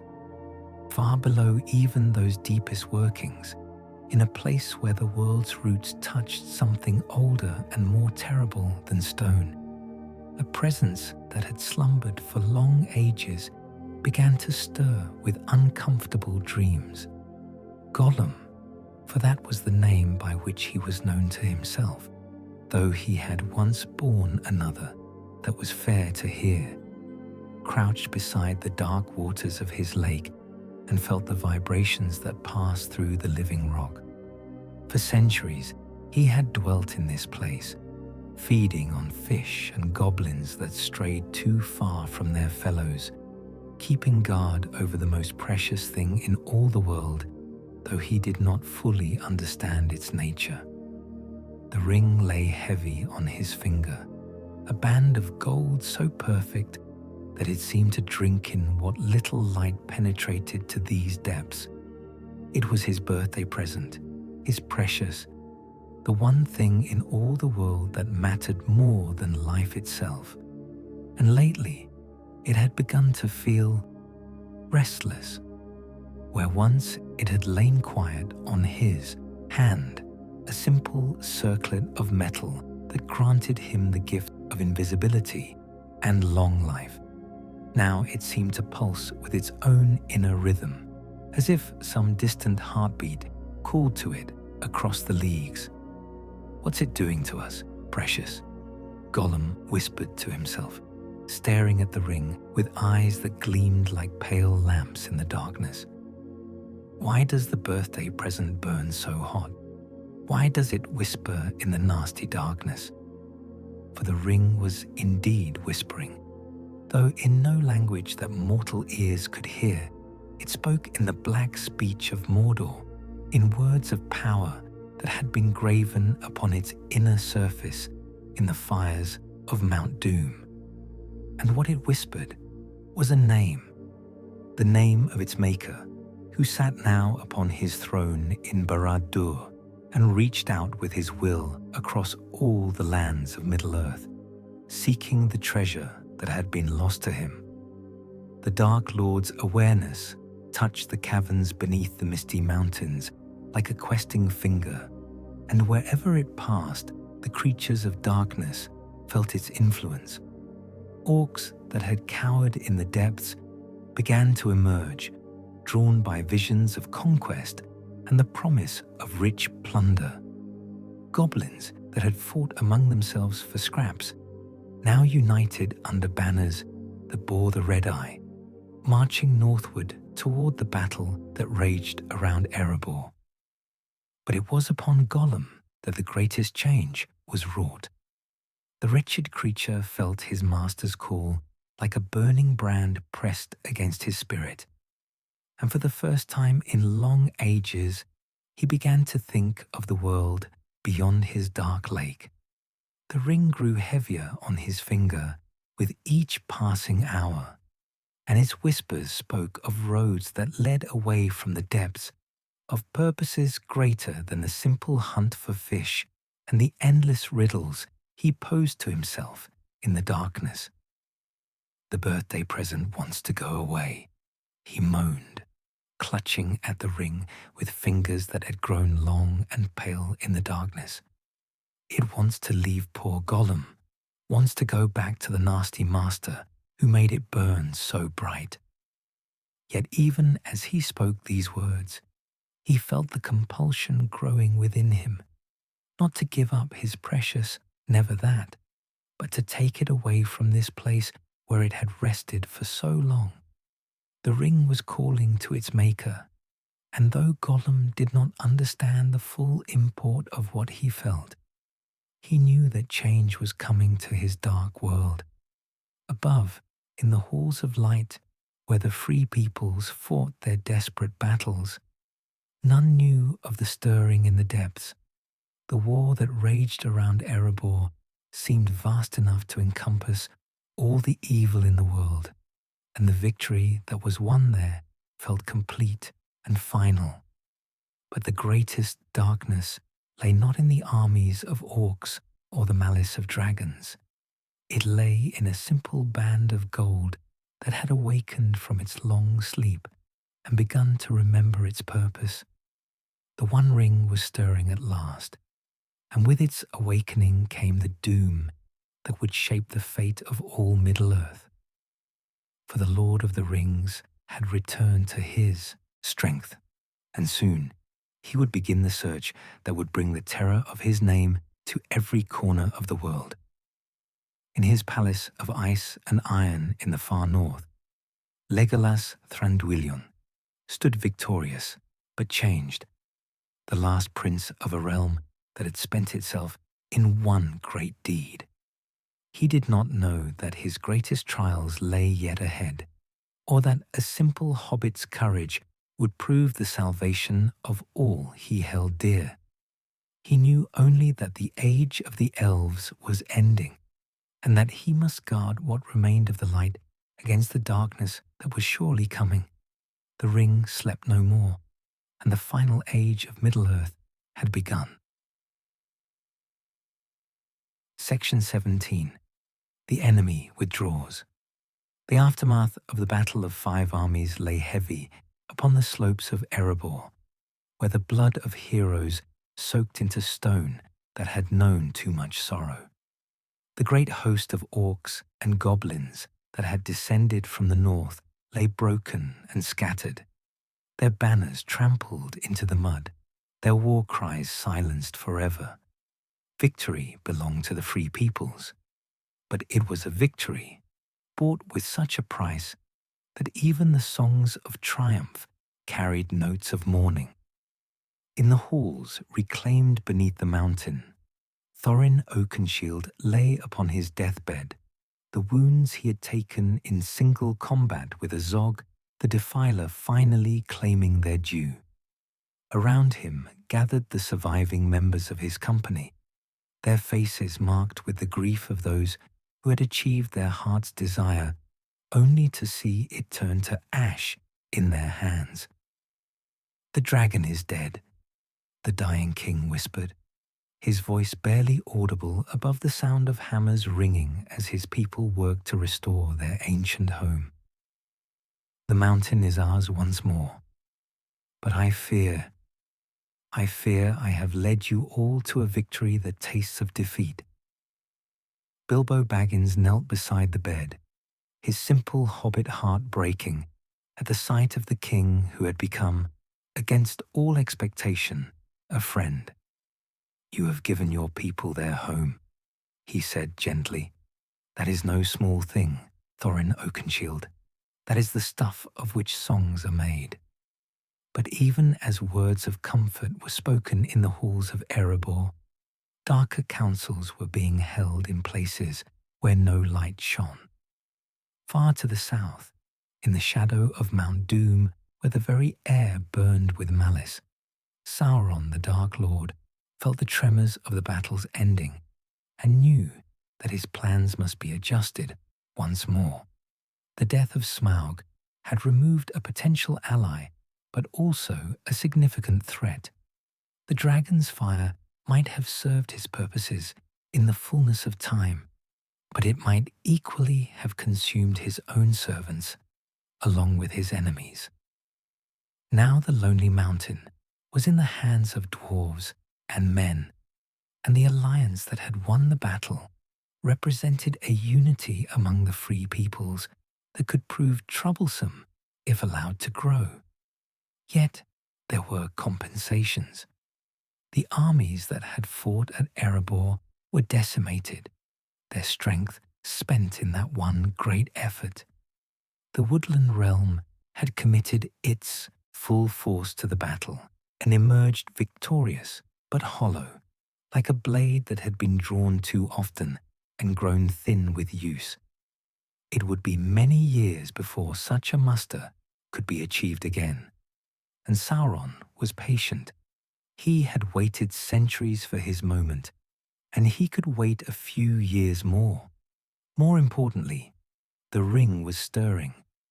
In the depths beneath the misty mountains, his most precious creation was awakening from its long slumber, beginning to call out to him across the leagues that separated them. Soon, very soon, he would be able to begin the search that would restore to him the instrument of his ultimate victory. In the ruins of Dol Guldur, where the White Council had struck their blow against his power, nothing remained but shattered stone and the memory of ancient malice. The fortress was cleansed, its dungeons opened to the clean air, its towers cast down into rubble. Yet Sauron felt no grief at its loss, for it had served its purpose well. The necromancer's stronghold had been a mask, a false face presented to the world, while his true strength gathered in Mordor. Now that mask was no longer needed. The time for deception was passing, and the hour approached when he would reveal himself in all his terrible glory. The free peoples thought they had won a great victory by driving him from his northern stronghold, but they did not understand that his withdrawal was voluntary, a strategic retreat to a position of unassailable strength. Let them celebrate their triumph. Let them sing songs of the Battle of 5 Armies and speak of the courage of hobbits and the honor of dwarf kings. In the black land of Mordor, the Dark Tower was rising once more, and with each stone laid upon its foundations, the doom of Middle-earth drew closer. From the window of his father's halls, Legolas watched the sun set over the Greenwood and felt the weight of prophecy upon his shoulders. The realm of his fathers had survived the recent trials, but at a cost that would take generations to heal. Half their warriors lay dead upon the slopes of Erebor, and the borders that had once seemed secure now lay open to any enemy bold enough to test them. Yet there was hope still, fragile as a candle flame, but real nonetheless. The free peoples had stood together in their hour of greatest need and found that their unity was stronger than the darkness arrayed against them.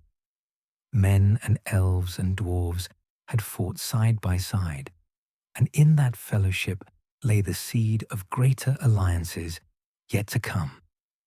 The shadow withdraws, Toriel observed, joining him at the window, but it does not flee in defeat. It retreats to gather strength for a greater assault.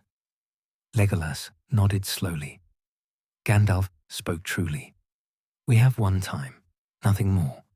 The real war is yet to come, and when it does, it will dwarf what we have seen in these past days.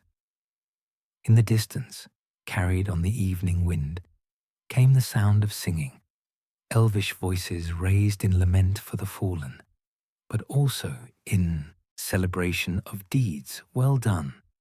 It was a sound that spoke of endings and beginnings, of sorrow transformed into something beautiful, of hope that endured even in the face of seemingly overwhelming darkness. The last prince of the Woodland Realm listened to that music and felt his heart strengthen within him. Whatever trials lay ahead, whatever darkness threatened to engulf the world, he would face them with the courage of his people and the love he bore for all things fair and free. For he was Legolas, Thranduilion, and he would not yield while beauty remained to be defended in the world. The enemy had withdrawn, but he had not been destroyed. The greater darkness was yet to come, and with it would come the final test of all who chose to stand against the shadow. But for tonight, at least, the light endured, and that was enough. Section 18. Hope in Ashes years passed like water flowing toward the sea, carrying with them the memory of great deeds and the promise of greater trials yet to come. In the rebuilt halls of Erebor, where Dain Ironfoot now ruled as king under the mountain, the forges burned bright once more, and the sound of hammer on anvil rang through passages that had known only silence for too long. The kingdom of the dwarves was restored, but it was a different realm than it had been in the days before the dragon. Smaller, perhaps, but tempered by loss into something harder and more enduring. The Woodland Realm, too, had changed in the aftermath of the great battle. King Thranduil ruled still from his halls, carved in living stone, but his borders had contracted like a tide drawing back from the shore. The southern marches lay abandoned now, given over to the creeping corruption that spread northward from the ruins of Dol Guldur, and each year saw the green places grow smaller as the shadow pressed closer to the heart of the realm. Yet life continued, as it always does, finding joy in small things and strength in simple endurance. Children were born in the halls of the Elven King, their laughter bright as silver bells in the corridors where once had echoed only the footsteps of warriors. Gardens bloomed in protected places, tended by hands that remembered the beauty of older days and refused to let it fade entirely from the world. Legolas walked among these gardens as the sun set on another day, his keen eyes noting each flower that bloomed, each tree that bore fruit despite the gathering darkness. He was older now, marked by the weight of years and the memory of battles fought. But the flame that burned within him had not dimmed. If anything, it burned brighter for being refined by trial and tempered by loss. You looked to the roads again, observed a voice behind him, and he turned to see Toriel approaching through the twilight.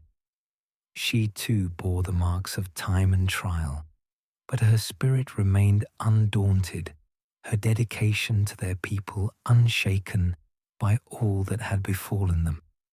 "I listen to the wind," Legolas replied, his gaze turning southward, where the darkness gathered like a storm on the horizon. "It speaks of movement in the deep places, of powers stirring that have long lain dormant. The wise council in Rivendell and Lothlorien, and their messages grow ever more urgent. Indeed, the signs were multiplying for those who had eyes to see them. Strange lights danced in the sky above Mordor, and the very birds that flew over that accursed land returned with tales of armies marching and great works being wrought in darkness. The Dark Tower was rising once more, stone by stone, and with each course laid upon its foundations, the strength of the enemy grew. But perhaps most ominous of all were the whispers that came from the Shire, tales of a ring found and lost, of a creature that had dwelt in darkness, but now wandered the wild places, seeking something precious that had been taken from him.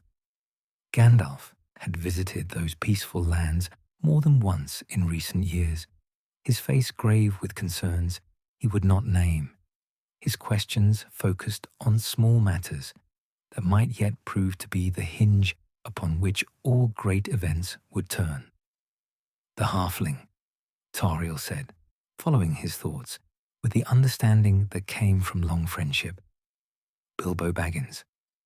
The wizard believes he has a part yet to play in what is to come." Legolas nodded slowly. He had thought often of the brave hobbit who had walked into the darkness beneath Erebor and emerged with dragon fire in his wake. There had been something about the little creature, a light that shone from within, a courage that owed nothing to size or strength and everything to the simple refusal to let fear master hope. "Small hands," he murmured, remembering words Gandalf had spoken long ago. "The smallest hands may yet accomplish what the strong cannot achieve." As if summoned by their conversation, a new presence made itself felt in the garden, a subtle shifting in the air that spoke of power, constrained but not diminished. From the shadows between the trees stepped Gandalf the Grey, his staff clicking softly against the stone paths as he approached. The years had touched him too, though lightly, and his eyes held depths of knowledge that no mortal mind should have to bear. "My Lord Prince," he said formally, offering the courtesy due to one who might soon inherit a crown. "Lady Toriel, I bring word from the south, though it is not word that any would wish to hear." They gathered in one of the small pavilions that dotted the garden, its roof of living branches providing shelter from the evening air. Gandalf settled himself on a stone bench worn smooth by countless years, his grey robes pooling around him like mist, and fixed them both with his keen gaze. "The ring has been found," he said without preamble. "The one ring of Sauron, the master of all the rings of power. It lies now in the Shire, in the possession of one who does not know its true nature. But that ignorance will not protect him for long." The words fell between them like stones cast into still water, sending ripples of implication in all directions. Legolas felt his blood grow cold as he grasped the full import of what the wizard had revealed. The ring, the instrument of Sauron's power, the device by which he had once enslaved the kings of men and brought ruin to the kingdoms of the free, had returned to the world at last. "Bilbo," Toriel whispered, understanding flooding her features. "He found it during the quest for Erebor. Indeed, Gandalf confirmed gravely, though he does not know what he possesses, and I have been reluctant to enlighten him until I was certain of my suspicions. But the time for doubt is past. The ring has awakened, and even now its master searches for it with all the power at his command. Legolas rose from his seat, pacing to the edge of the pavilion, where he could see the stars beginning to emerge in the darkening sky. Then the war we have all feared is finally upon us. Sauron will not rest until his ring is restored to him, and with it in his possession, the dominion of darkness would be assured. Gandalf finished. All the free lands would fall beneath his shadow, and even the hidden realms of the Eldar would not long endure his malice. Yet even as he spoke these words of doom, the wizard's eyes held a light that suggested hope was not entirely lost. But the ring is not yet in his hands, and while it remains free, the chance exists that it might be destroyed.